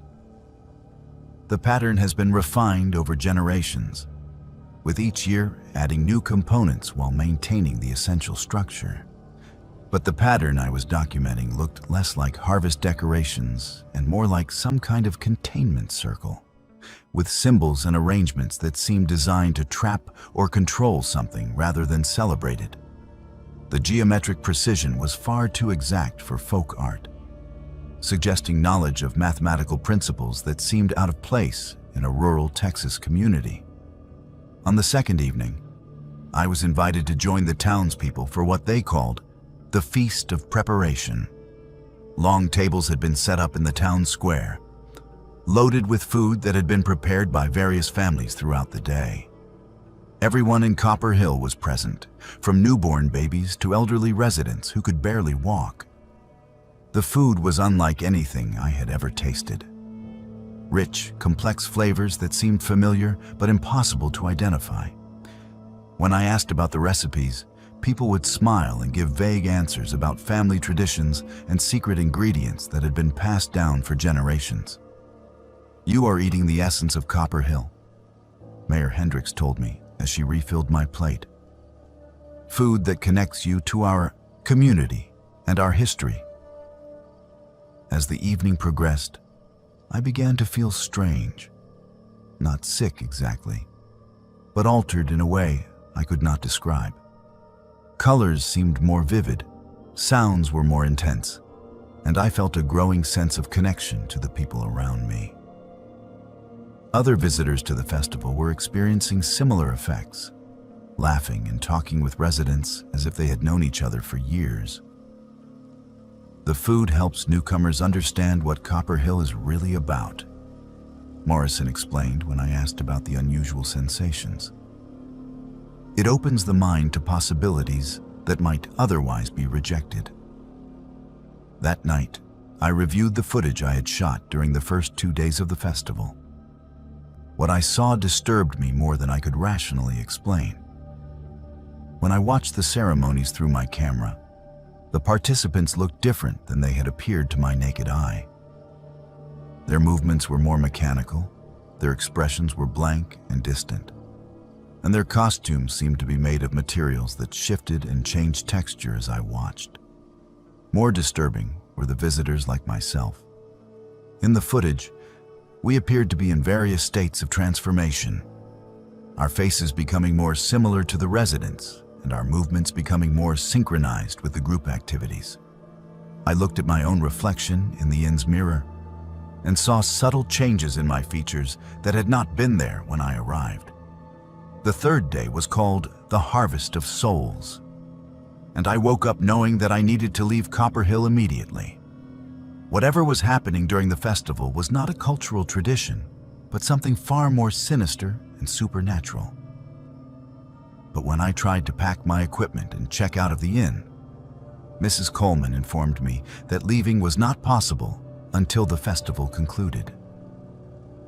"The roads are closed during the final ceremony," she explained with a smile that no longer looked friendly. "Everyone who participates in the Harvest Festival must see it through to completion." I discovered that my car keys were missing from my room, and my cell phone had stopped working entirely. The other visitors who had arrived for the festival seemed unconcerned about these developments, apparently accepting that they would remain in Copper Hill for as long as necessary. The final ceremony began at sunset in the town square, with all the residents and visitors forming a massive circle around the decorated platform. Mayor Hendricks began chanting in the unknown language I had heard during the previous ceremonies, and the entire crowd responded in unison with words I somehow knew, despite never having heard them before. As the chanting continued, I began to understand what was really happening in Copper Hill. The Harvest Festival was not celebrating the agricultural harvest, but harvesting something else entirely: the identities, memories, and souls of visitors who were drawn to the community. The geometric patterns created with harvest decorations were not folk art, but a massive ritual circle designed to trap and transform anyone who participated in the 3-day ceremony. The food served during the Feast of Preparation contained substances that made visitors susceptible to the transformation process. And the final ceremony was designed to complete the harvest by absorbing newcomers into the collective consciousness of Copper Hill. I could feel my individual identity dissolving as the chanting reached a crescendo. My memories of life outside Copper Hill were fading, replaced by a sense of belonging to something ancient and hungry. The other visitors around me were undergoing the same transformation, their faces taking on the blank expressions I had seen in my camera footage. But some part of me, the part that had spent years behind a camera lens documenting reality, remained separate from the collective experience. While my body participated in the ritual, my consciousness retreated to a space where I could observe what was happening without being completely consumed by it. I watched as the festival concluded with all the visitors fully transformed into residents of Copper Hill, ready to help prepare for next year's celebration and the new harvest of souls it would bring. I saw myself smiling and shaking hands with Mayor Hendricks, accepting my permanent role in the community, while some deeper part of my mind screamed in helpless horror. The documentary I had intended to create was never completed, but the footage still exists somewhere in the collective memory of Copper Hill. Every year, during the Harvest Festival, that part of me that remains separate watches new filmmakers and researchers and curious visitors arrive in town, drawn by the same obscure references that had brought me here. And every year, I participate in their transformation while desperately hoping that one of them will prove strong enough to escape with the truth about what really happens when small towns maintain traditions that are older and hungrier than anyone wants to believe. Hello everyone, welcome back to Buried Files. Tonight, we bring you 6 deeply disturbing true trucker horror stories that will make you question what really happens on America's most isolated highways when darkness falls. These are not fictional tales, but real encounters shared by professional drivers who have spent decades navigating the loneliest stretches of interstate where civilization fades and something far more sinister takes its place.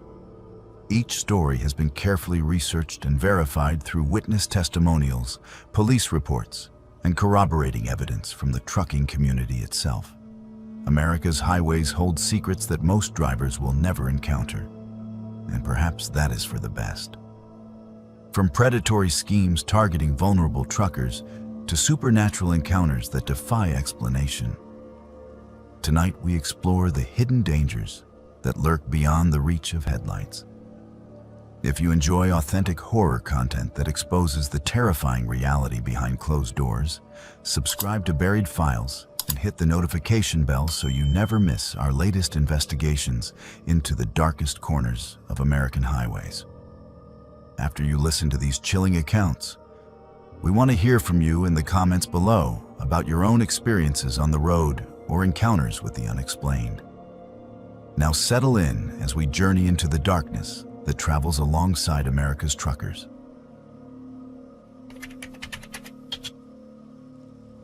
I have been hauling freight across the mountain states for 18 years, and I thought I had seen every kind of scam, every type of roadside desperation, and every variation of human greed that the interstate could throw at me.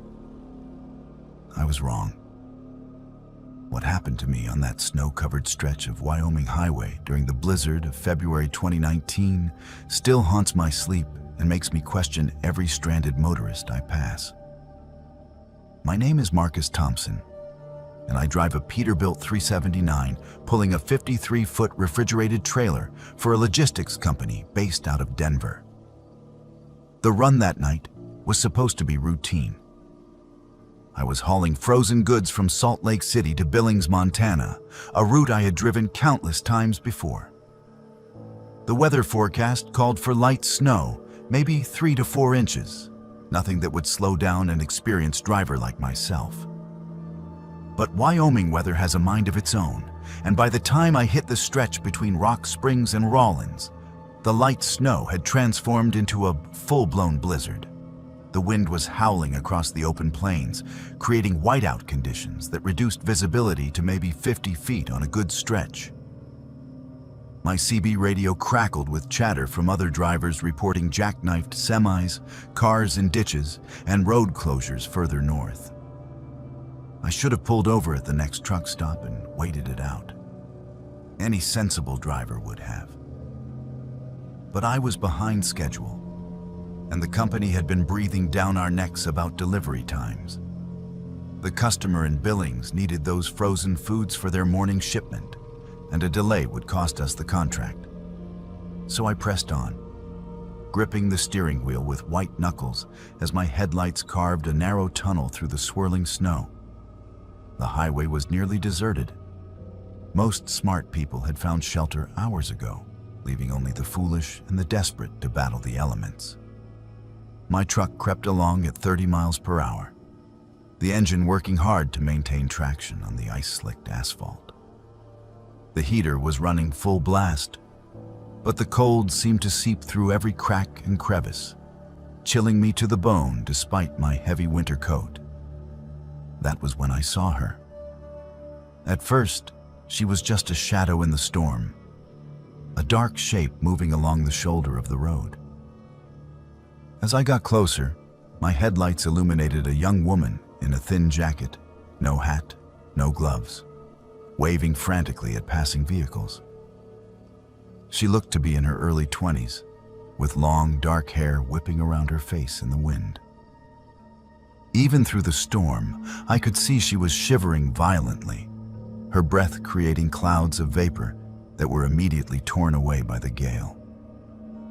Every instinct screamed at me to keep driving. Picking up hitchhikers was against company policy, and in weather like this, stopping could mean getting stuck myself. But as I passed her, I caught a glimpse of her face in my side mirror. She looked terrified, desperate, and hypothermic. No one deserved to die, alone on a highway in a blizzard. Company policy be damned. I pulled over about 100 yards ahead, hazard lights flashing, and watched in my mirrors as she stumbled through the snow toward my truck. She was moving slowly, her legs apparently stiff from cold, and I could see her struggling against the wind with each step. When she reached the passenger door, I leaned over and opened it from the inside. She practically fell into the cab, bringing a swirl of snow and frigid air with her. Up close, she looked even younger, maybe 19 or 20, with pale skin that had taken on a bluish tint from the cold. Her lips were purple, and her teeth were chattering so violently she could barely speak. "Thank you," she managed to gasp between chattering teeth. "Thank you so much. I thought I was going to die out there." I grabbed a spare blanket from behind my seat and wrapped it around her shoulders. "What the hell are you doing out here in this weather?" I asked, shifting the truck back into gear and pulling carefully onto the highway. "Where's your car?" She pulled the blanket tighter around herself and held her hands up to the heating vents. "It broke down about 5 miles back," she said, her voice still shaking. "The engine just died, and I couldn't get it started again. I've been walking for over an hour." "Why didn't you stay with the car? That's the first rule of winter survival. Never leave your vehicle." She shook her head, snowflakes still melting in her dark hair. "The heater stopped working when the engine died. I was getting so cold and no one was stopping. I figured if I walked, maybe I could find a gas station or flag down help." It made sense, I supposed, though it was still incredibly dangerous. Hypothermia could cloud judgment, make people do irrational things. I reached for my CB radio to call for assistance. "What's your name?" "I'll radio ahead to the state patrol, let them know about your car." "Sarah," she said quickly. "Sarah Miller. And thank you. But could we maybe wait until we get somewhere warm? I just want to get feeling back in my fingers first." Something about her response struck me as odd, but I attributed it to the stress of her situation. Hypothermia and shock could make anyone act strangely. I focused on the road ahead, fighting to keep the truck centered in the lane as crosswinds buffeted us from all sides. "Where are you headed?" I asked, making conversation to keep her alert. People with hypothermia could slip into unconsciousness if they got too comfortable. "Rollins," she said. "I have family there. They're expecting me." "Good. That's where I'm headed too. We should be there in about an hour if this weather doesn't get any worse." She nodded and settled back into the passenger seat, the blanket still wrapped tightly around her. For the next 20 minutes, we drove in relative silence, the only sounds being the rumble of the diesel engine, the whistle of wind around the cab, and the occasional squawk from the CB radio. That was when I noticed the headlights in my mirrors. At first, I thought it was just another truck or a snowplow catching up to us. But as I watched, I realized there were 3 sets of headlights maintaining a steady distance behind us. In a blizzard like this, most vehicles would either pass quickly or fall behind. These were keeping pace, staying about a quarter-mile back, just visible through the storm. I glanced over at Sarah, who seemed to be dozing fitfully in the passenger seat. Her breathing had returned to normal, and some color had come back to her cheeks. The immediate danger of hypothermia was past, but something else was bothering me now. "Sarah," I said gently, "those vehicles behind us, are they with you?"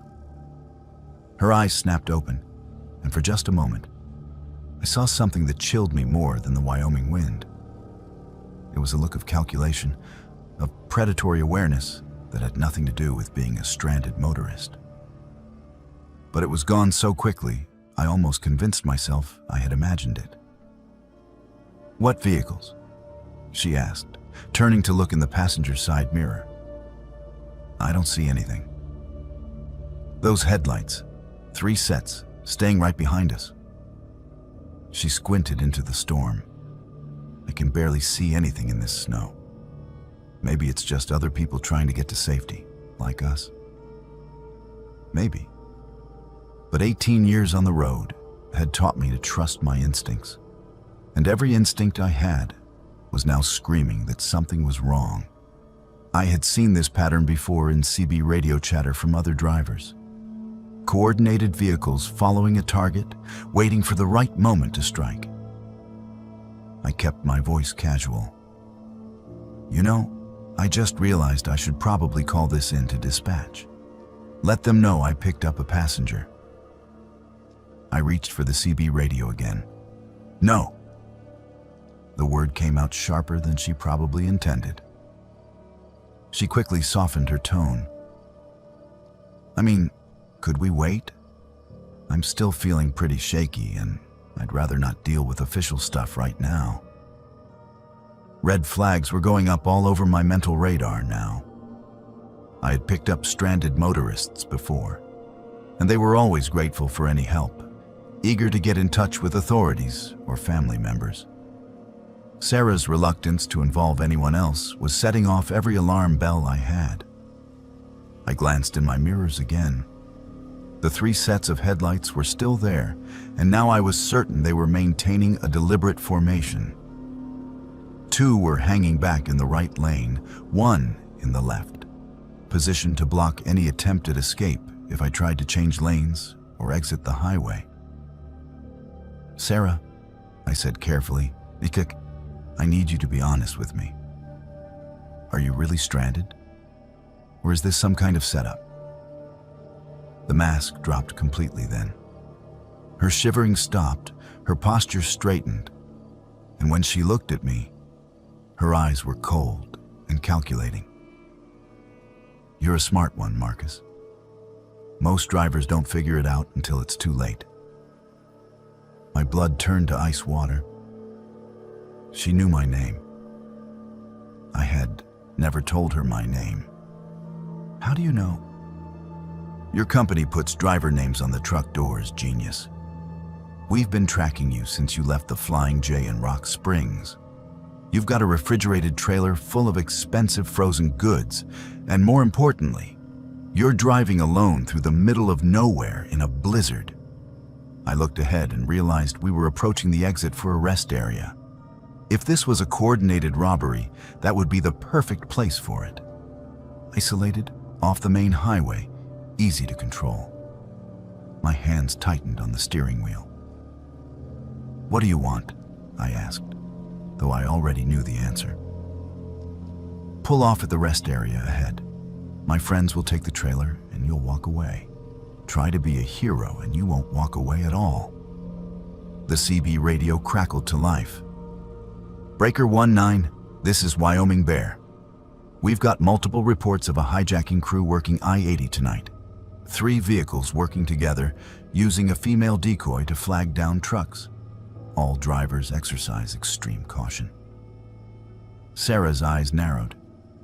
Too bad you won't be able to respond to that warning. But I was already formulating a plan. The rest area was still 2 miles ahead, and I had one advantage she didn't know about. My truck was equipped with a silent alarm system that could alert law enforcement and my dispatch office with the push of a hidden button.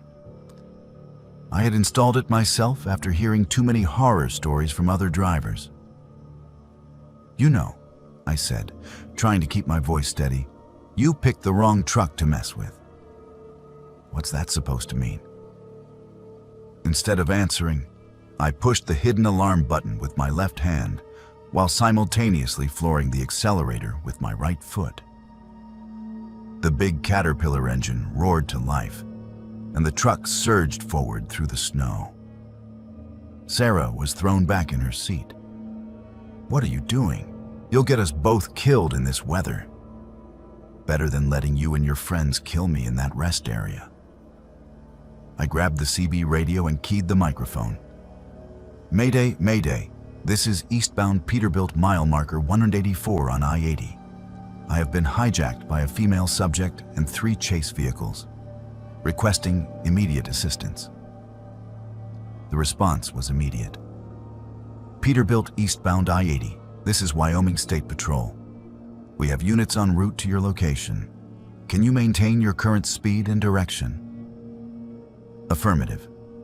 I'm going to try to make it to the truck stop in Rawlins. Sarah pulled a small pistol from inside her jacket. Pull over now, or I'll put a bullet in you. I looked in my mirrors. The 3 chase vehicles had accelerated as well, and were now closing the gap rapidly. They had been caught off guard by my sudden burst of speed, but they were recovering quickly. Go ahead and shoot, I said, surprised by the steadiness in my own voice. At this speed, in this weather, you'll kill us both when the truck crashes. Your friends back there won't get anything but a pile of scrap metal. She hesitated, and in that moment of uncertainty, I saw something that gave me hope. Flashing red and blue lights were approaching from ahead, barely visible through the storm, but getting brighter by the second. The Wyoming State Patrol had responded faster than I had dared hope. Sarah saw the lights too. Her face went pale, and she looked between me and the approaching police cars with growing panic. This isn't over, she snarled. Yeah, it is. The next few minutes were a blur of flashing lights, radio chatter, and controlled chaos. The state patrol vehicles had set up a roadblock just past the rest area exit, and my 3 pursuers had no choice but to stop or crash. Sarah made one last desperate attempt to escape, opening the passenger door while the truck was still moving. But the combination of speed and snow made it impossible.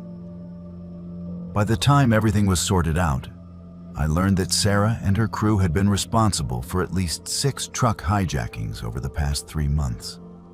They had stolen over $2 million worth of cargo and had seriously injured 2 drivers who had tried to resist. The most chilling part came when the state patrol detective interviewed me at the truck stop in Rawlins. You're lucky you figured it out when you did, he said. The last driver who fell for their routine was found dead in his cab at that same rest area 3 weeks ago. They're not just thieves, Mr. Thompson. They're killers. I finished my run to Billings the next day, but I never forgot that night on the Wyoming highway. Every time I see a stranded motorist now, I call it into the authorities instead of stopping myself. The memory of Sarah's cold eyes and the calculating way she used my own compassion against me changed something fundamental about how I view the world. The highway is a dangerous place, and sometimes the greatest threats come not from the weather or mechanical failures, but from the darkness that lives in human hearts. Trust is a luxury that truck drivers can no longer afford, and that realization saddens me more than I can express. But I am alive to tell this story, and that is more than some drivers can say. You learn to trust your instincts out here, or you do not survive. That is the first lesson every trucker learns, usually the hard way. After 26 years hauling loads across 48 states, I thought my instincts were bulletproof. I thought I could spot trouble coming from miles away. What happened to me at that rest stop in East Texas proved just how wrong a man can be. My name is David Rodriguez, but everyone on the CB calls me Big Dave. I drive a 2018 Kenworth W900 with a custom paint job that cost me more than most people make in 6 months. Deep, metallic blue with silver flames running down the sides, chrome stacks that shine like mirrors, and enough LED lights to illuminate a small town. Some drivers think I am showing off, but that truck is my pride and joy, my home away from home, and the tool of my trade all rolled into one. The run that night started out routine enough. I was hauling electronics from Dallas to Jacksonville, a familiar route that I had driven probably 50 times over the years. The load was valuable, worth close to $500,000 in computer components and smartphones, which meant I had to be extra careful about where I stopped and who I talked to. Cargo thieves love electronics because they are easy to move and hard to trace. I had been driving for 9 hours straight when fatigue started setting in.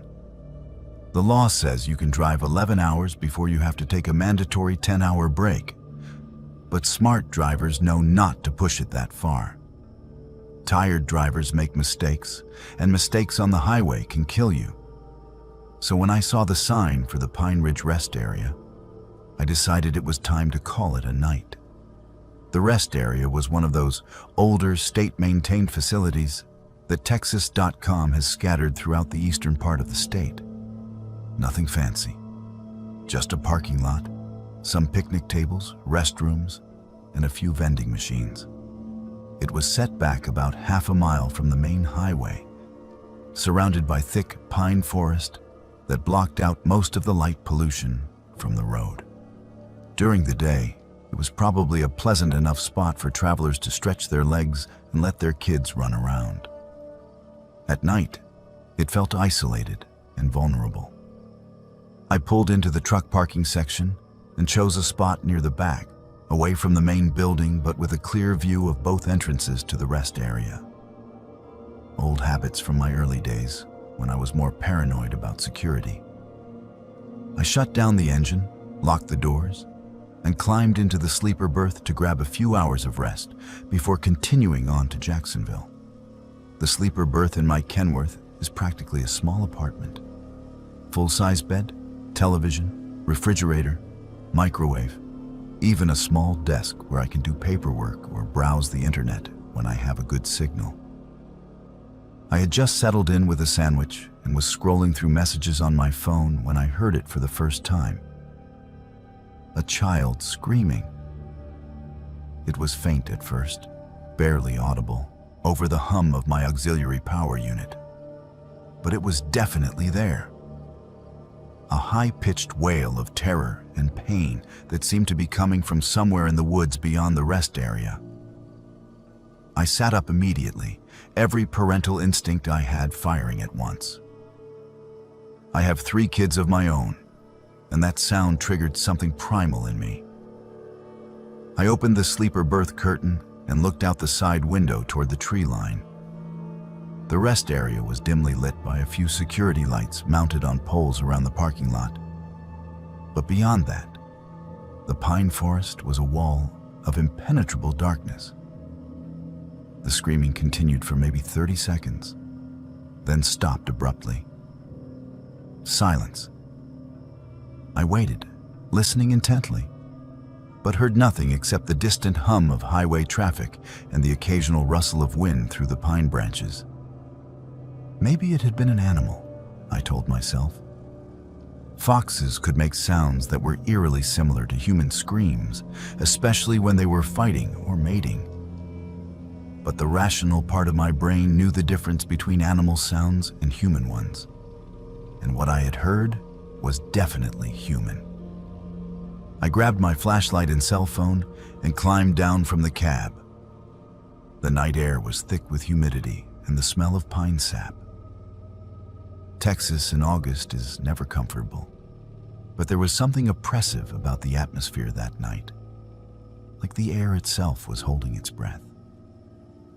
I walked toward the tree line, following the direction the screams had seemed to come from. My flashlight beam cut through the darkness, illuminating maybe 20 feet of forest at a time. Pine trees, undergrowth, nothing unusual. I called out, "Hello? Is someone out there? Do you need help?" No response. I walked a little deeper into the woods, sweeping my flashlight back and forth, looking for any sign of movement or distress. The forest floor was covered with a thick carpet of pine needles that muffled my footsteps, and every shadow seemed to hide potential threats. After about 10 minutes of searching, I was ready to give up and head back to my truck when I heard it again. The screaming. This time it was louder, more urgent, and it seemed to be coming from deeper in the woods. But there was something wrong with it. Something that made the hair on the back of my neck stand up. The scream was too consistent, too uniform. Real screams of terror vary in pitch and intensity as people run out of breath or their voices crack from strain. This sounded almost recorded. I stopped walking and listened more carefully. The scream continued for exactly 30 seconds, then cut off with an electronic click that was barely audible. Then, after a pause of maybe 10 seconds, it started again. Same pitch, same duration, same abrupt ending. It was recorded. Someone was playing a recording of a child screaming in the middle of the woods at a remote rest area at 2 o'clock in the morning. Every alarm bell in my head started going off at once. This was a trap. Someone was using that, recording to lure good Samaritans into the woods, probably to rob them or worse. I had heard stories from other drivers about rest area predators, but I had never encountered one myself. I turned around and started walking quickly back toward the parking lot, my flashlight sweeping left and right to make sure no one was following me. The screaming continued behind me, that same 30-second loop playing over and over again. Whoever was running this operation was either very confident or very stupid to keep the recording going even after their intended victim had clearly figured out what was happening. I made it back to the parking lot and was heading for my truck when I noticed something that made my blood run cold. There was a man standing next to my Kenworth, looking up at the sleeper berth windows. He was tall and thin, wearing dark clothing that made him hard to see in the dim light. When he heard my footsteps, he turned toward me. "Hey there, driver," he called out in a friendly voice that did not match the predatory way he was moving. "You hear that screaming? Sounds like some kid is in trouble out there in the woods." I kept walking toward my truck, but I was already reaching for the can of bear spray I kept clipped to my belt. "Yeah, I heard it. Already called the cops. They should be here any minute."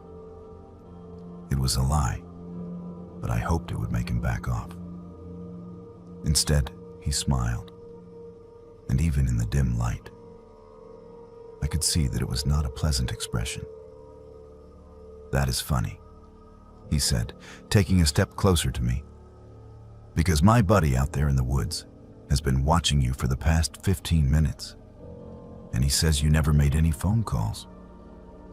That was when I saw the second man emerging from the shadows near the restroom building. He was shorter than the first one, but broader, built like a linebacker. He had something in his hand that caught the light as he moved.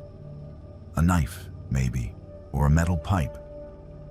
I was trapped between them, about 30 feet from my truck. The keys were in my pocket, but even if I could get to the cab and get the engine started, they would be on me before I could get moving. My only advantage was that I outweighed both of them by at least 50 pounds and had been in more than my share of fights during my younger, stupider days.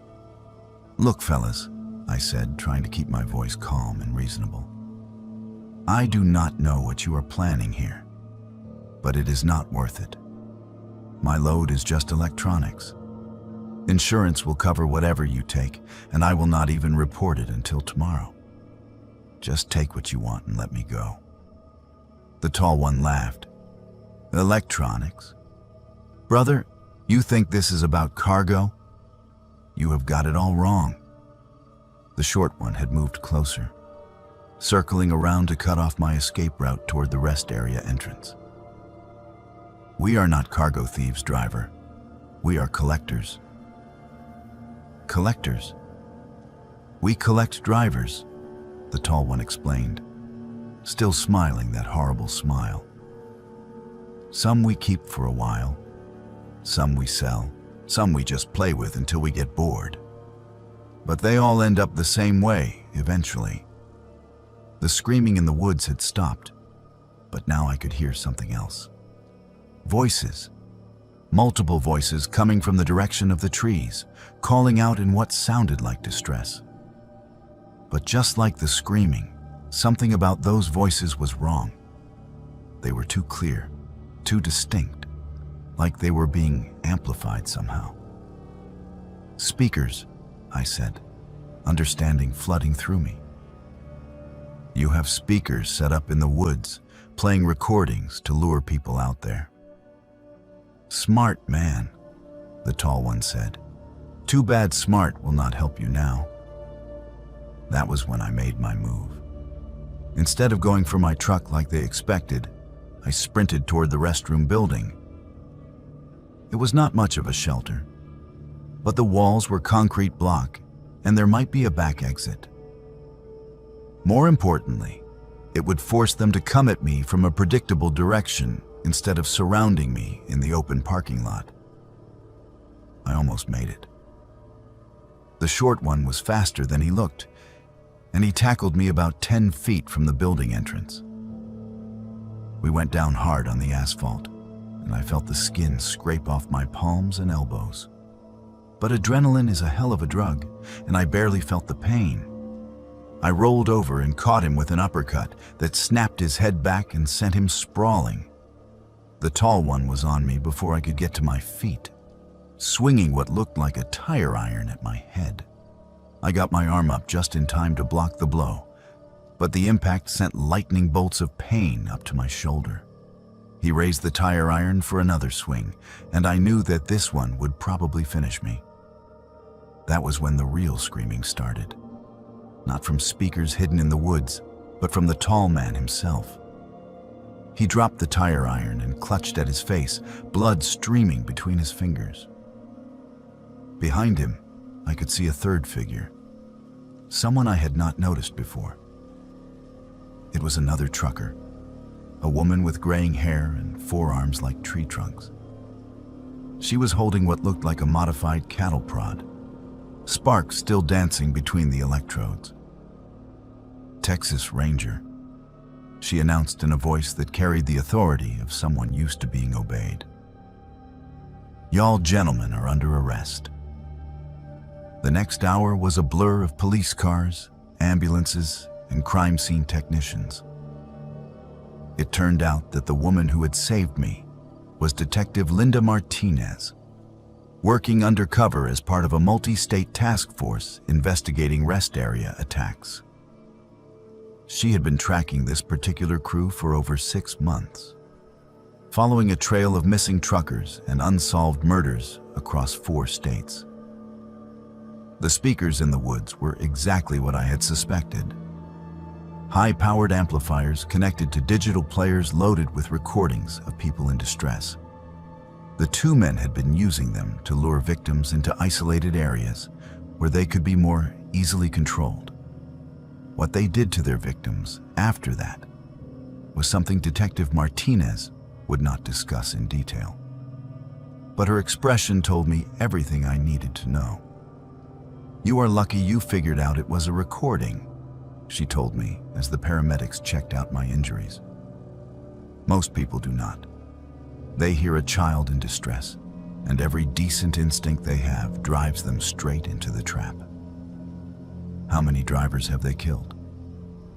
Her face went grim. "We have confirmed 7 victims so far, but we suspect the number is much higher. These guys have been operating for at least 3 years, maybe longer. 7 drivers, 7 people who had just been trying to help someone they thought was in trouble, and it had cost them their lives." The thought made me sick to my stomach. I gave my statement to the investigators and finally got back on the road around dawn. The electronics made it to Jacksonville on schedule, and the company was so grateful that they gave me a bonus and 3 days of paid time off. But I could not stop thinking about what had happened at that rest area. The worst part was not the physical danger or even the knowledge of how close I had come to becoming victim number 8. It was the realization of how these predators operated, how they turned our best instincts against us. They knew that most truckers are decent people who will try to help someone in trouble, and they weaponized that decency. Now, whenever I stop at a rest area, I listen carefully to the night sounds around me. If I hear screaming or calls for help, I do not go investigate. I call 911 and let the professionals handle it. It goes against every instinct I have as a father and a human being. But Detective Martinez was right. Sometimes the sounds of people in distress are exactly that. And sometimes They are the bait in a trap designed by monsters. The highway is full of predators who know exactly how to exploit our humanity, and the price of compassion can be higher than anyone should have to pay. I learned that lesson at a rest stop in East Texas, and it is one I will never forget.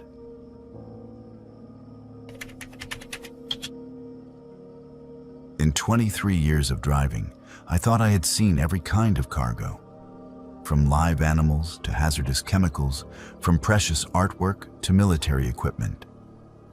I had hauled everything from wedding dresses to coffins, and nothing had ever bothered me enough to lose sleep over it. I was wrong about that. What I discovered in the back of my refrigerated trailer during that cross-country run from Atlanta to Seattle still wakes me up in the middle of the night, sweating and checking the locks on my doors. My name is Patricia Williams, but everyone calls me Patty. I've been driving big rigs since I was 25 years old, back when women truckers were rare enough to cause stares at every truck stop. I started driving because my husband walked out on me and our 2 kids, leaving me with nothing but bills and a high school education. Trucking offered good money for someone willing to work hard and spend weeks away from home, so I got my CDL and never looked back. I drive a 2220 Freightliner Cascadia, pulling a 53-foot refrigerated trailer, and I specialize in temperature-controlled loads. Pharmaceuticals, frozen foods, flowers, anything that needs to stay cold during transport. It is more complicated than dry van work, but it pays better, and after 2 decades on the road, I can handle any temperature-sensitive cargo you throw at me. The load that changed everything came through my dispatcher on a Tuesday morning in October. The pickup was at a pharmaceutical distribution center just outside Atlanta, and the destination was a medical research facility in Seattle. The shipping papers listed the cargo as biological specimens with a required temperature of -20 degrees Fahrenheit. Nothing unusual about that. I had hauled similar loads dozens of times before. What was unusual was the security. When I arrived at the pickup facility, there were 3 men in dark suits waiting for me, and they insisted on supervising the entire loading process personally. They had federal identification, CDC badges that looked legitimate, and they spoke with the kind of authority that made you not want to ask too many questions. The loading took place in a secure warehouse bay with no windows. The cargo consisted of approximately 50 stainless steel containers, each about the size of a large cooler, labeled with biohazard symbols and serial numbers. Each container was sealed with what looked like medical tape and locked with heavy-duty padlocks. The suits refused to tell me exactly what was inside, citing national security and trade secrets. But they assured me it was completely safe as long as the containers remained sealed and frozen. "Whatever you do," one of them told me as I signed the paperwork, "do not open these containers under any circumstances. If there is any problem with temperature control or if any of the seals are broken, contact us immediately." He handed me a business card with nothing but a phone number on it. "This is a matter of national importance, Miss Williams. Lives depend on these specimens reaching their destination intact." I had heard similar speeches before from clients shipping everything from experimental drugs to genetically modified seeds. Everyone thinks their cargo is the most important thing on the road. But there was something in his tone, something in the way all 3 men kept watching me, that made this feel different, more serious, more dangerous. The drive from Atlanta to Seattle normally takes about 42 hours of actual driving time, spread over 4 or 5 days with mandatory rest breaks. I plan to take my usual route through Birmingham, Little Rock, Oklahoma City, Amarillo, Albuquerque, Flagstaff, Las Vegas, and finally up through California and Oregon to Washington. It was a route I had driven probably 100 times, and I knew every truck stop, way station, and rest area along the way. For the first 2 days, everything went smoothly. The refrigeration unit maintained a steady -20 degrees, and the cargo remained secure and undisturbed. I made my scheduled stops, grabbed meals and showers, and logged my hours according to federal regulations. The only unusual thing was that twice I noticed the same black sedan following me at a distance, but I attributed that to coincidence or paranoia. It was on the third day, somewhere between Flagstaff and Las Vegas, that the refrigeration unit started acting up. I first noticed the problem when I stopped for fuel at a truck stop outside Kingman, Arizona. The temperature gauge on my dashboard was reading -15 instead of -20, and there was a yellow warning light indicating a possible compressor issue. 5 degrees might not sound like much, but when you are hauling temperature-critical cargo, even small variations can mean the difference between a successful delivery and a total loss. I called the emergency number the suits had given me, but it went straight to voicemail. I left a detailed message explaining the situation and continued driving, hoping the system would stabilize. But over the next 100 miles, the temperature continued to rise.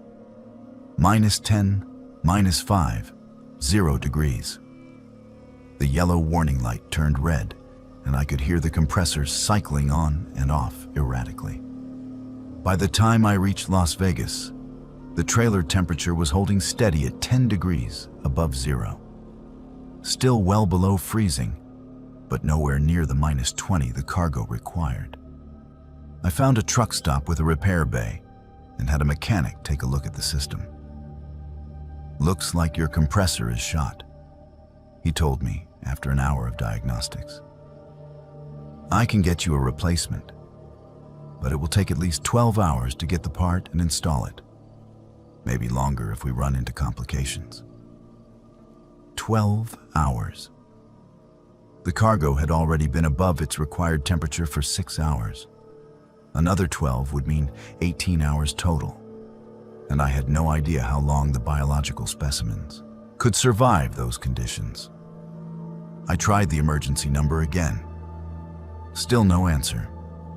That was when I made the decision that I now wish I could take back. I decided to check the cargo myself. I backed the trailer up to the loading dock and opened the rear doors. The interior was still cold enough that my breath formed clouds in the air, but it was definitely warmer than it should have been. The stainless steel containers were arranged on pallets, just as they had been loaded in Atlanta. But something was different. Several of the containers had condensation on them, indicating temperature fluctuations. More troubling, I could see that some of the medical tape seals had started to come loose. Not completely torn, but peeling around the edges where moisture had compromised the adhesive. I knew I should not open any of the containers. The men in suits had been very clear about that. But I also knew that if the cargo was compromised, I needed to document the extent of the damage for insurance purposes. And if whatever was inside was truly dangerous, I needed to know what I was dealing with. I chose one of the containers with a partially loose seal and carefully removed the medical tape.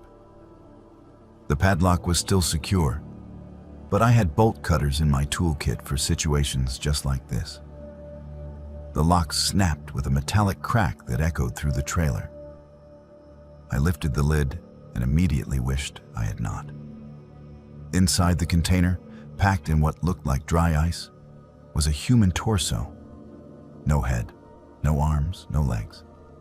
Just a torso. Gray, white, and obviously frozen, with surgical incision marks along the chest and abdomen. There was a plastic tag attached to one of the incision sites with a number that matched the serial number on the outside of the container. I stumbled backward, my mind struggling to process what I was seeing. This was not biological specimens for medical research. This was human remains, body parts, transported without proper documentation or permits. And judging by the surgical precision of the cuts, these were not accident victims or natural deaths. My hands shaking, I opened another container. A pair of human arms, severed at the shoulders with the same surgical precision. Another plastic tag, another serial number. A third container held internal organs. Heart, liver, kidneys, all carefully preserved and labeled. A fourth contained human heads, 3 of them, with the eyes and mouths sewn shut with black thread. I had stumbled onto something horrific, something that went far beyond simple cargo theft or insurance fraud. Someone was using my truck to transport human remains, body parts that had almost certainly been obtained through illegal means. And judging by the surgical quality of the dismemberment, whoever was doing this had medical training. I was about to call the police when I heard voices outside the trailer. The same voices I had heard back in Atlanta. The men in suits had found me. Miss Williams, one of them, called out, "Step away from the cargo and come outside. We need to talk." I looked around the trailer desperately, searching for another exit. But there was only one way out, and they were blocking it.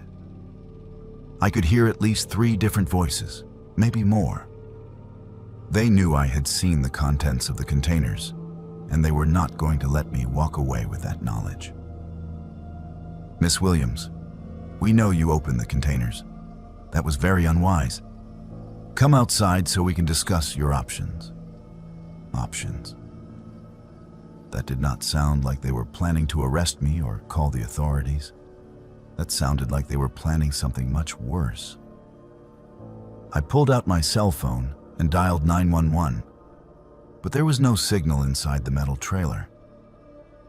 I would have to get outside to make a call, and that meant walking into their trap. But staying inside was not an option either. They could simply wait me out, or worse. I grabbed the heaviest tool I could find in my kit, a large adjustable wrench, and moved toward the trailer doors. If I was going down, I was not going down without a fight. But when I looked outside, the loading dock was empty. No men in suits, no black sedan, nothing. Just the normal bustle of a busy truck stop at midday. Had I imagined the voices? Was the stress of discovering the body parts making me paranoid?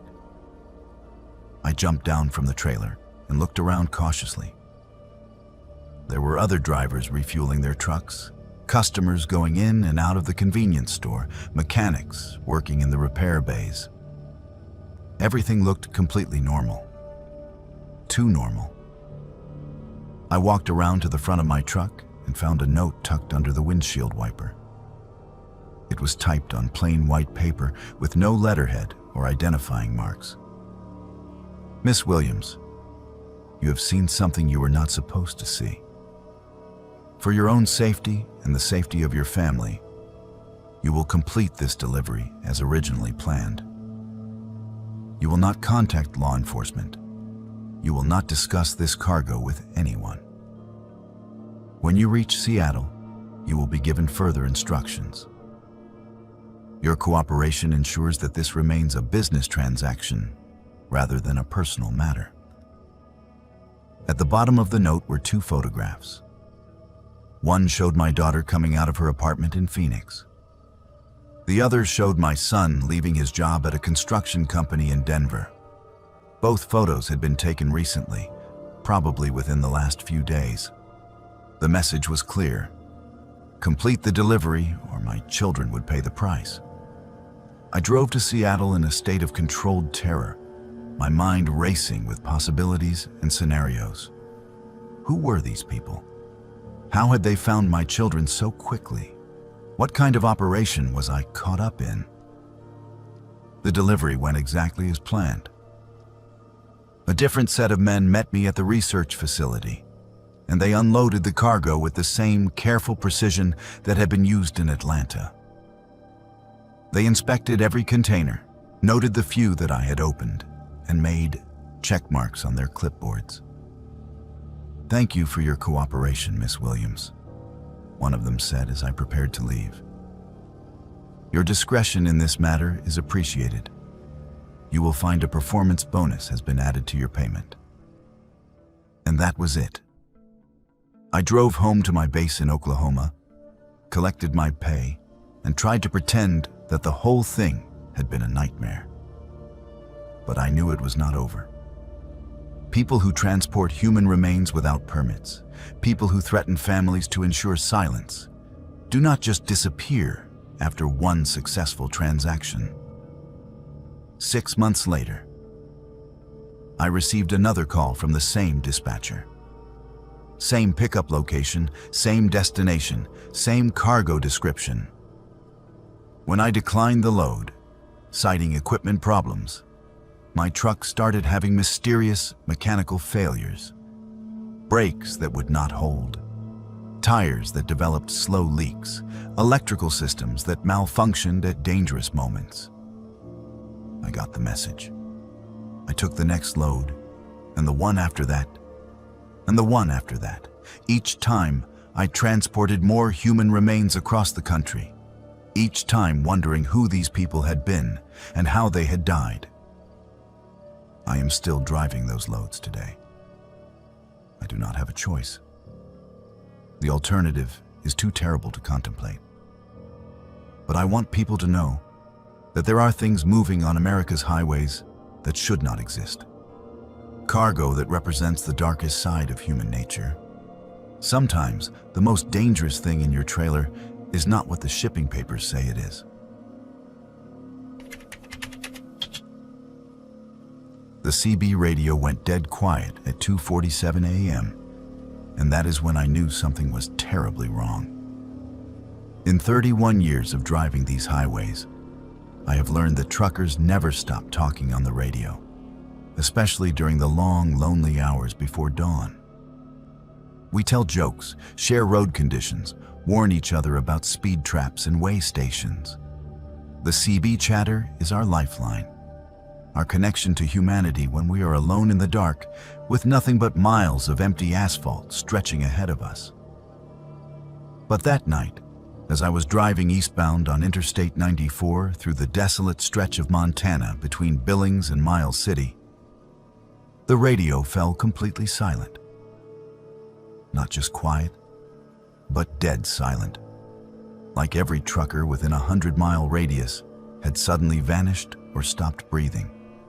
My name is James Mitchell, and I have been hauling freight across the northern states since I was 22 years old. I drive a 2017 Kenworth T680 with a sleeper cab, pulling whatever loads my dispatcher can find. Grain from North Dakota, lumber from Minnesota, manufactured goods from Chicago back to the West Coast. It is not glamorous work, but it pays the bills and gives me the freedom to be my own boss on the road. That particular run started in Fargo, North Dakota, where I had picked up a load of agricultural equipment bound for a farming cooperative in Spokane, Washington. Heavy machinery, combines and tractors, nothing unusual or particularly valuable. The kind of load that insurance companies do not worry about and cargo thieves usually ignore. The weather was typical for late October in Montana. Clear skies, no precipitation, but cold enough that I could see my breath when I stepped out of the cab. The forecast called for possible fog later in the night as the temperature dropped, but nothing that would slow down an experienced driver. I had been on the road for about 6 hours when I stopped for fuel and a meal at a truck stop outside Billings. The place was busy, probably 15 or 20 other trucks parked in the lot. Drivers grabbing showers, catching up on sleep, or just stretching their legs before continuing their runs. Normal truck stop atmosphere, familiar faces, and friendly conversations. That was where I first heard mention of the Phantom Convoy. I was sitting at the counter in the restaurant, working on a plate of meatloaf and mashed potatoes, when an older driver at the next stool started talking to the waitress about something strange he had seen the night before. Damnedest thing I ever witnessed. he was saying, shaking his head as he stirred sugar into his coffee. I was running eastbound on this same stretch of 94, maybe 2 in the morning, when I saw them in my mirrors. 3 trucks running together, no lights except their running lights, keeping perfect formation about a quarter mile behind me. The waitress, a woman in her 50s, who had probably heard every trucker story ever told, raised an eyebrow. No headlights. How? Were they seeing the road? That is the thing, the driver continued. It was clear as day, full moon, but still. You do not run dark like that unless you're up to something illegal. So I got on the CB, tried to raise them, see what their story was. Nothing. Dead silence, like they were not even there. Maybe they had their radios turned off, the waitress suggested. The driver shook his head. No, that is not the weird part. The weird part is, when I slowed down to let them pass, they slowed down too. When I sped up, they matched my speed exactly, always staying that same distance behind me, like they were tethered to my truck somehow. He took a long sip of his coffee before continuing. Finally, I pulled off at a rest area, figured I would get a look at them when they passed. But they never did. I sat there for 20 minutes, watched the highway, and never saw those 3 trucks go by. It was like they just disappeared into thin air. I listened to this story with the kind of polite skepticism that experienced drivers develop over the years. Every truck stop has its share of tall tales and urban legends, stories that grow more elaborate with each telling. Phantom hitchhikers, mysterious lights in the sky, trucks that appear and disappear without explanation. Most of it is just loneliness and fatigue playing tricks on tired minds. But something about the way this old driver told his story, the genuine confusion and uneasiness in his voice, made me pay attention. He was not trying to entertain anyone or impress the waitress. He was genuinely troubled by what he had experienced. I finished my meal, topped off my fuel tank, and got back on the road around midnight. The highway was largely empty, which was normal for that time of night on that particular stretch. Most of the long-haul traffic ran during daylight hours when visibility was better and services were available. The few trucks I encountered were spaced far apart, brief glimpses of red taillights or white headlights in the distance. For the first hour, everything was normal. My CB radio crackled with the usual late-night chatter. Drivers checking in with each other, sharing information about road conditions, complaining about dispatchers and customers. The familiar background noise of the trucking community going about its business. That was when the fog started rolling in. At first, it was just wisps of vapor rising from the valleys and low-lying areas along the highway.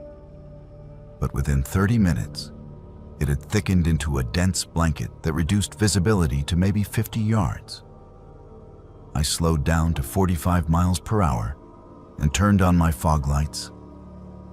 But the golden beams seemed to be swallowed up by the gray-white wall surrounding my truck.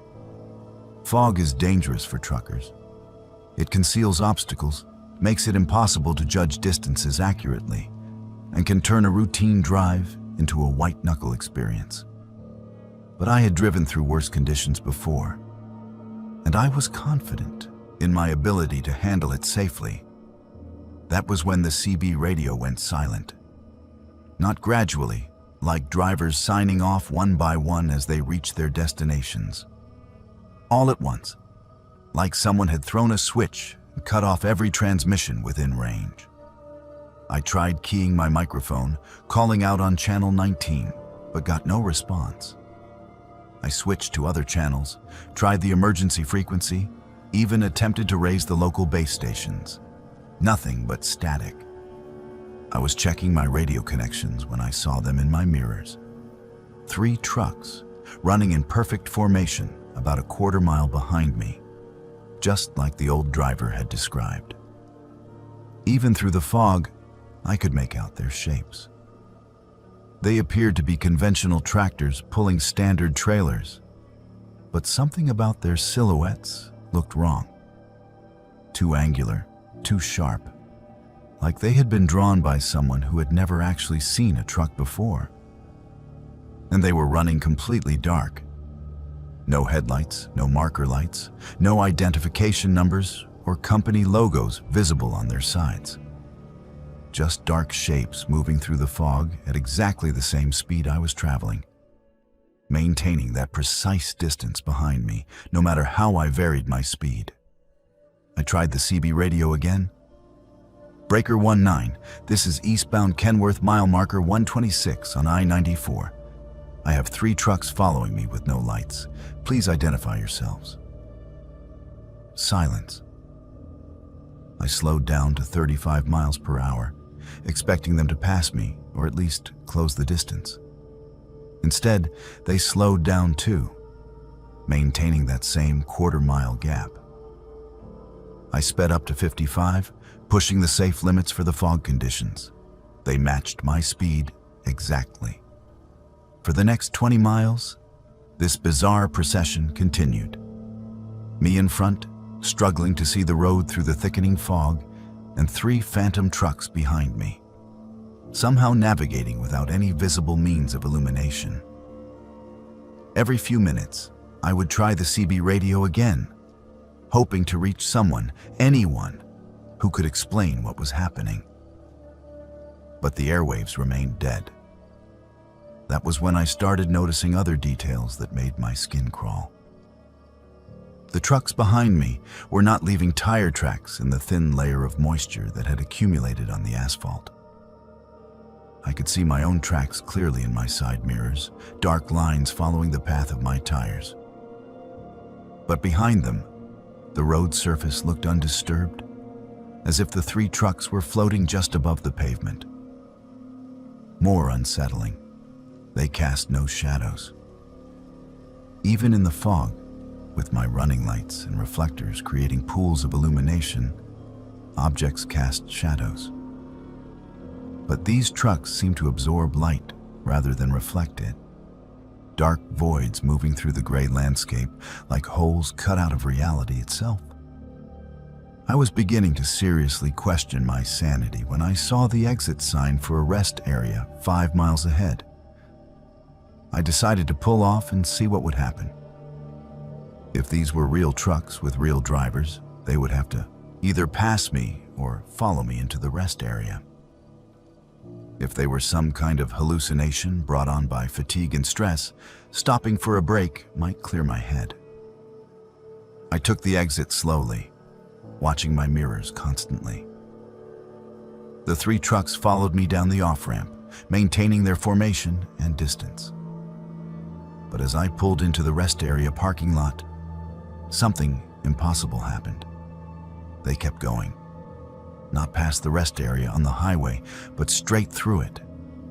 I watched in my mirrors as all 3 trucks drove directly through the parking lot, through the building, through the trees on the far side, and disappeared into the fog beyond.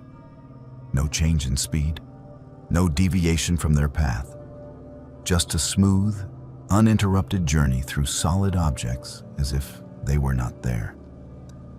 I sat in my truck for almost an hour, engine running, heater on full blast, trying to process what I had just witnessed. Every rational part of my mind insisted that I had imagined it, that the fog and isolation had played tricks on my perception. But I knew what I had seen, and I knew it was not normal. When I finally got back on the highway, the fog was beginning to lift, and the CB radio crackled back to life. Drivers were checking in, reporting their positions, resuming the normal chatter that had been absent for the past 2 hours. I tried several times to tell other drivers what I had experienced, but every time I keyed the microphone, the words stuck in my throat. Who would believe such a story? Hell, I was not sure I believed it myself.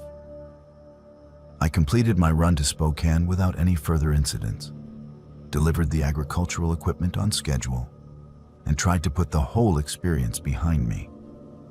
But over the next few weeks, I started hearing similar stories from other drivers. Always the same details. 3 trucks running dark, perfect formation, following other vehicles through remote stretches of highway, then disappearing without explanation. The stories were always from the same general area, that desolate stretch of Montana between Billings and the North Dakota border. And they were always during fog conditions, always in the early morning hours, always when the CB radio went mysteriously silent. I started avoiding that route when possible, taking longer paths through Wyoming or South Dakota to reach my destinations. But the trucking industry is small, and sometimes you do not have a choice about which roads you take. 3 months later, I found myself on that same stretch of I-94, hauling a load of electronics from Minneapolis to Seattle. It was a clear night, no fog, and I was feeling confident that whatever I had experienced before was a one-time occurrence. The CB radio was active with normal traffic, and I was making good time. But at exactly 2:47 a.m., the radio went silent again. I looked in my mirrors and saw them immediately. 3 trucks, running dark, maintaining that perfect quarter-mile distance. This time, there was no fog to blame, no atmospheric conditions to explain away what I was seeing. Just 3 impossible vehicles following me through the Montana darkness. But now, I understood something that I had missed during my first encounter. These were not living drivers playing some elaborate prank or engaging in illegal activity. These were the ghosts of truckers who had died on this stretch of highway, condemned to drive the same route for eternity. I have researched the accident records for that area, and the statistics are sobering. Over the past 30 years, dozens of truckers have been killed in crashes along that section of I-94. Jackknifed semis, rollovers, collisions with wildlife, mechanical failures that led to fatal accidents. Many of the victims were driving in convoys, following each other too closely through dangerous conditions. Now they continue their journey. 3 drivers who died together and refused to rest. They follow the living, perhaps trying to warn us of the dangers ahead, or perhaps simply unable to break free from the route that claimed their lives. I still see them sometimes, on clear nights when the highway is empty and the CB radio falls silent. 3 phantom trucks in my mirrors, forever following, forever traveling a road that leads nowhere but deeper into the darkness. And every time I see them, I remember that the highway is more than just asphalt and steel. It is a repository of memories, a graveyard of dreams, and sometimes a prison for the dead who cannot let go. The road never forgets, and neither do those who died on it. After 30 years on the road, you develop a 6th sense about people. You learn to read body language, to spot trouble before it spots you, to trust your instincts when something feels wrong. That ability has saved my life more times than I can count, but it failed me completely at a truck stop outside Montgomery, Alabama, on a humid night in July that I will never forget. My name is Anthony Kowalski, but everyone calls me Tony. I have been driving long-haul routes across the southeastern states since I was 23 years old. Back when CB radios were the only way to communicate with other drivers, and truck stops were small family-owned operations that knew every regular customer by name. I drive a 2019 Peterbilt 389 with a custom paint job that cost me more than some people make in a year. Midnight black with silver pinstripes, chrome exhaust stacks that shine like mirrors, and enough LED lights to illuminate a football stadium. Some people think it is too flashy, but after 3 decades of living on the road, my truck is the only home I have ever really known. That particular run started in Jacksonville, Florida, where I had picked up a load of paper products bound for a distribution center in Nashville, Tennessee. It was routine cargo, nothing valuable enough to attract cargo thieves, and the route was one I had driven probably 50 times over the years. Familiar truck stops, predictable traffic patterns, no surprises expected. I had been driving for about 8 hours when I stopped for fuel at the Dixie Travel Plaza, a mid-sized truck stop about 30 miles south of Montgomery. The place had been there for at least 15 years, and I had stopped there dozens of times before. Clean restrooms, decent food, and a repair shop that could handle most mechanical problems. The kind of establishment that long-haul drivers depend on. The fuel islands were busy, which was normal for that time of evening. Drivers were topping off their tanks, grabbing showers, and settling in for mandatory rest periods.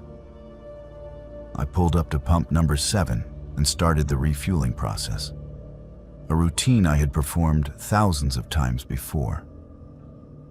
That was when I met Eddie. He appeared beside my truck while I was cleaning my windshield, a thin man in his 40s wearing greasy coveralls and a friendly smile. He had the kind of face that blended into crowds, unremarkable except for his eyes, which seemed to take in every detail of my truck and equipment.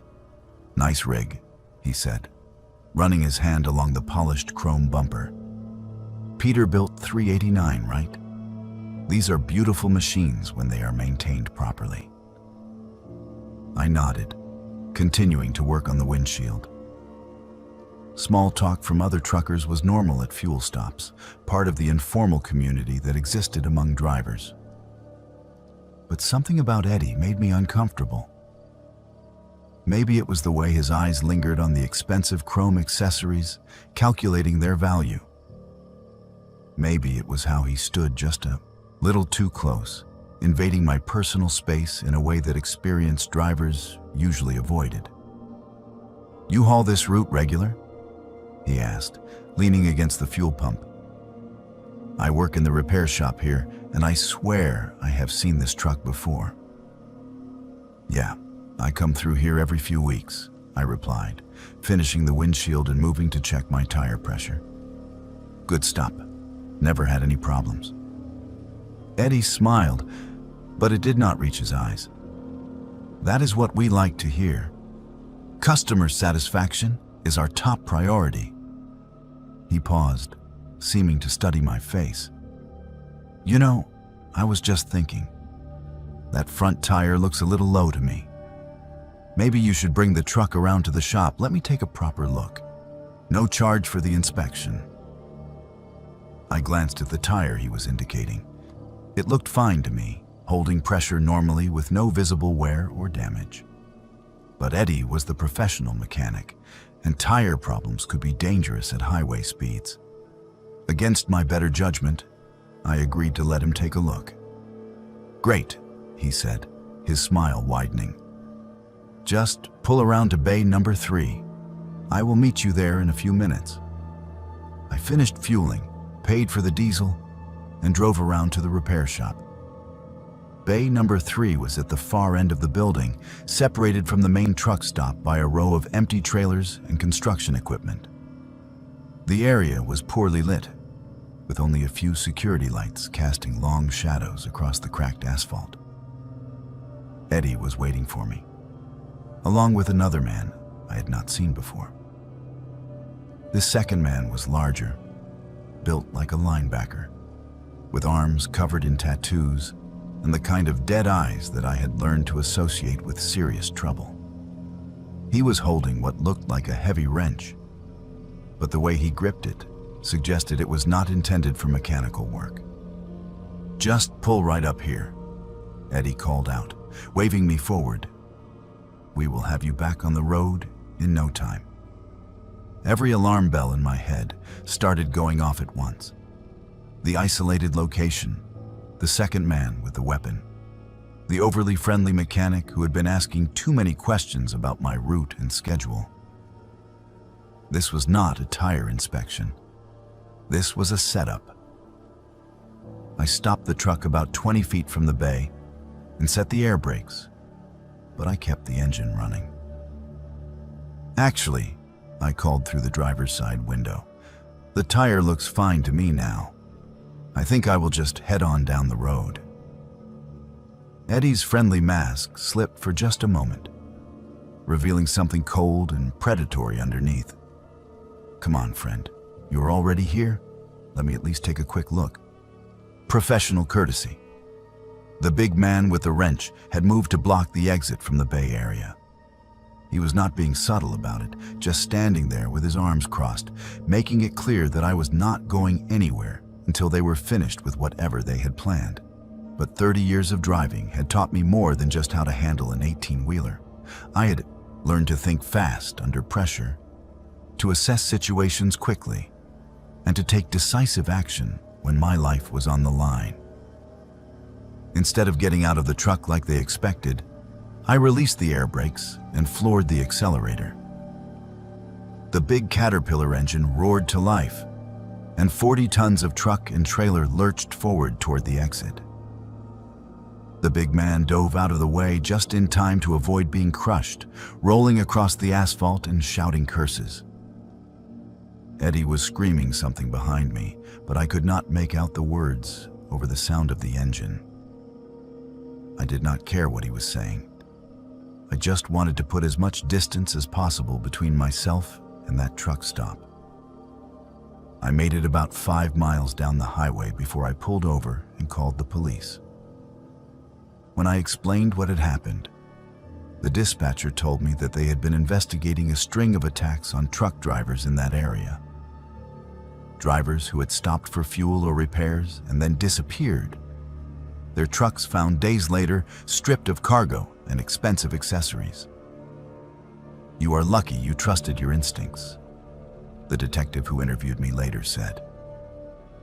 "Eddie Morrison has been running that operation for at least 2 years.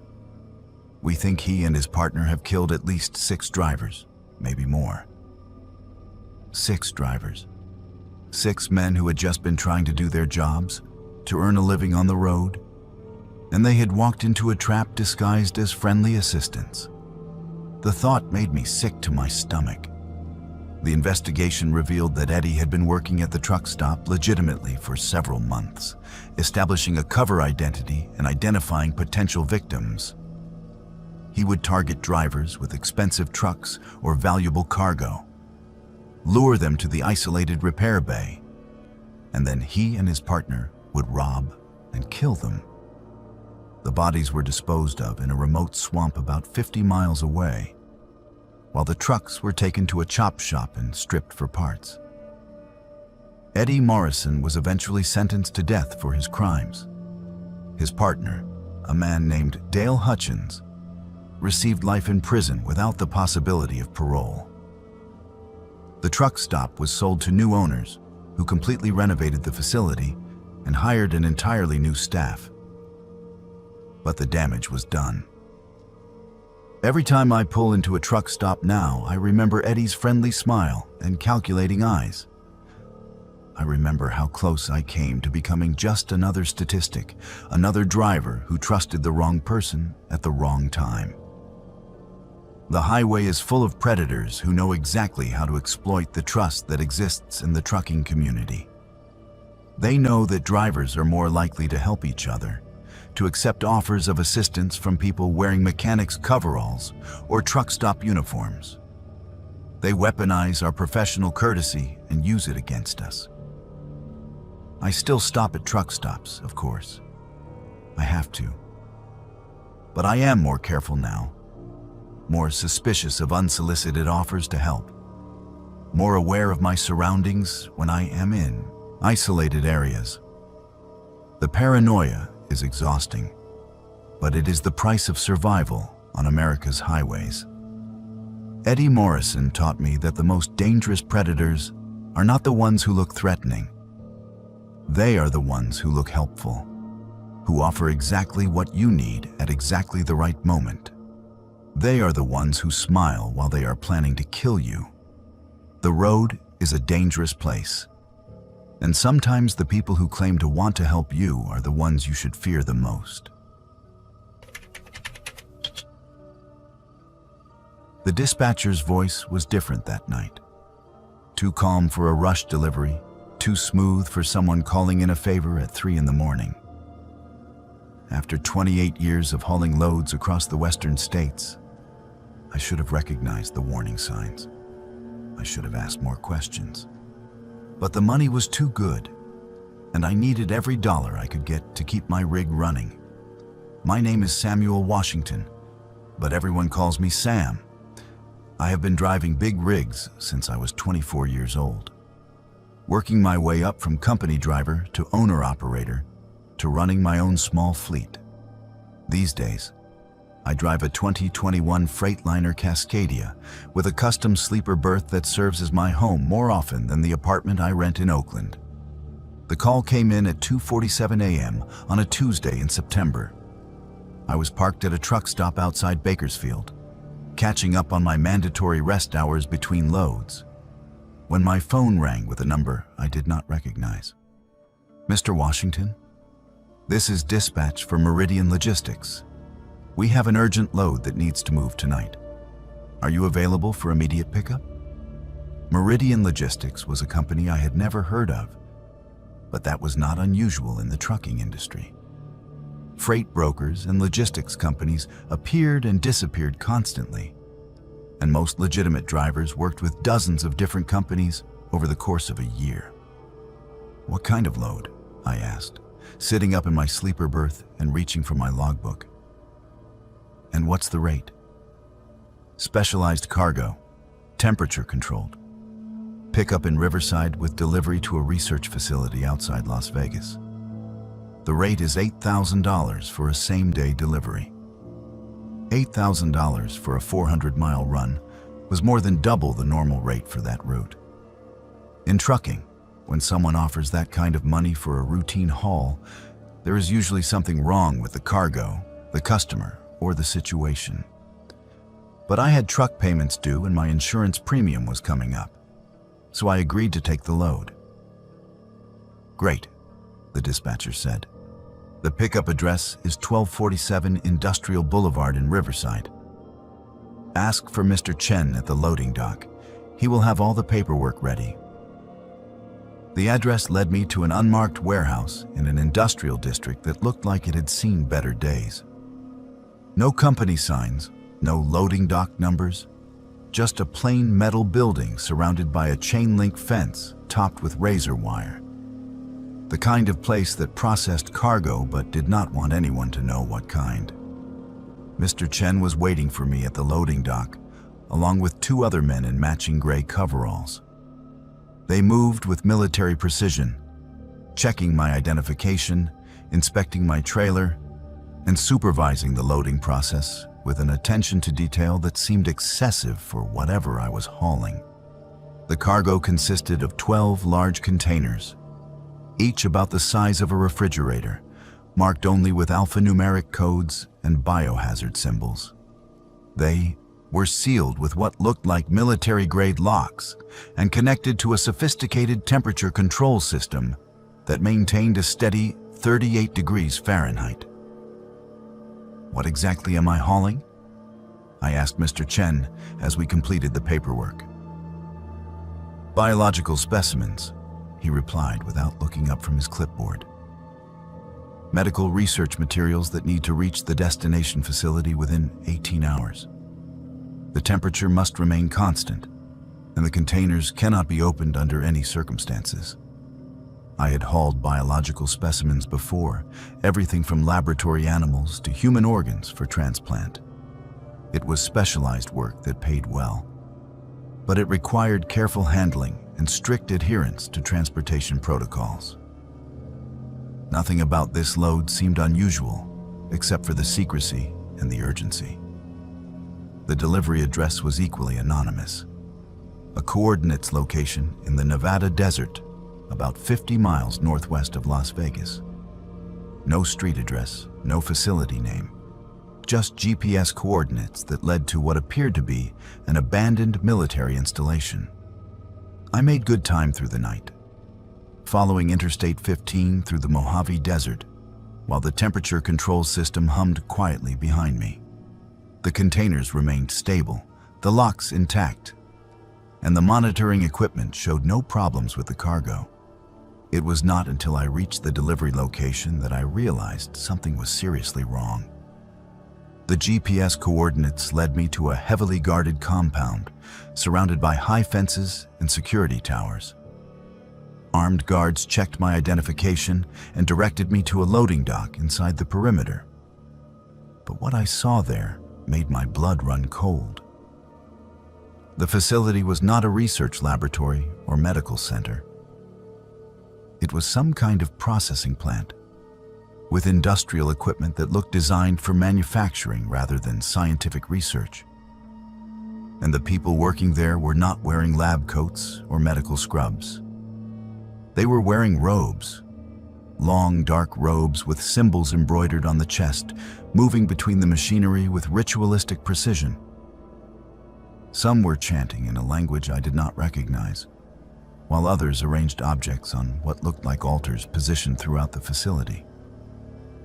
I wanted to turn around and leave, but armed guards had positioned themselves around my truck, making it clear that departure was not an option.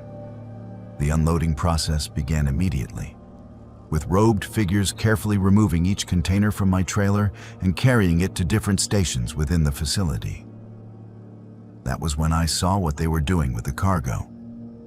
The containers held human organs, but not the kind used for medical transplants. These were prepared for some other purpose, arranged on metal tables surrounded by candles and ritual implements.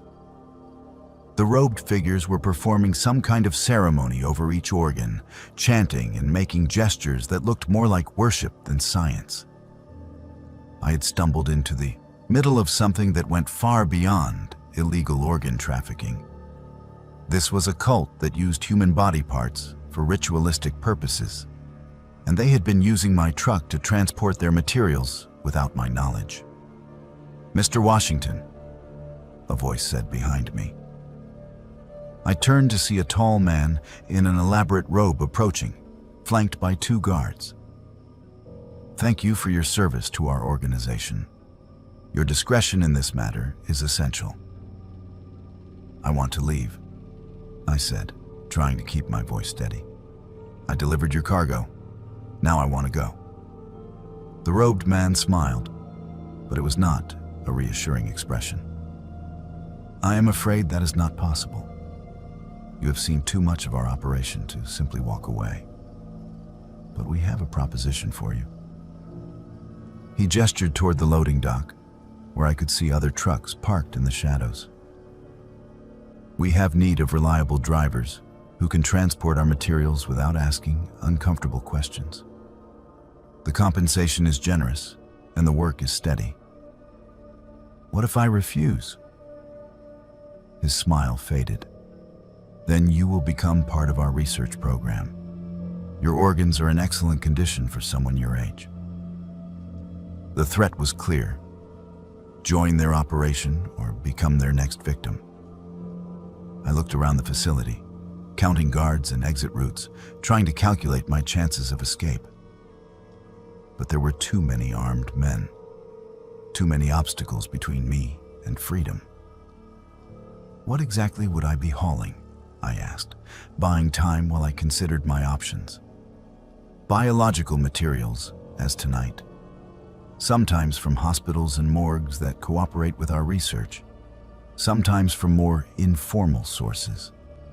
The origin of the specimens is not your concern. Your job is simply transportation." He was describing a network of organ theft and ritual murder that stretched across multiple states, using legitimate trucking companies and unwitting drivers to move their materials. And now they wanted me to become a willing participant in their operation. That was when I made the decision that probably saved my life. Instead of refusing outright or trying to argue, I pretended to consider their offer seriously. "The money would have to be substantial," I said, "and I would need guarantees about my safety and the safety of my equipment." The robed man nodded approvingly.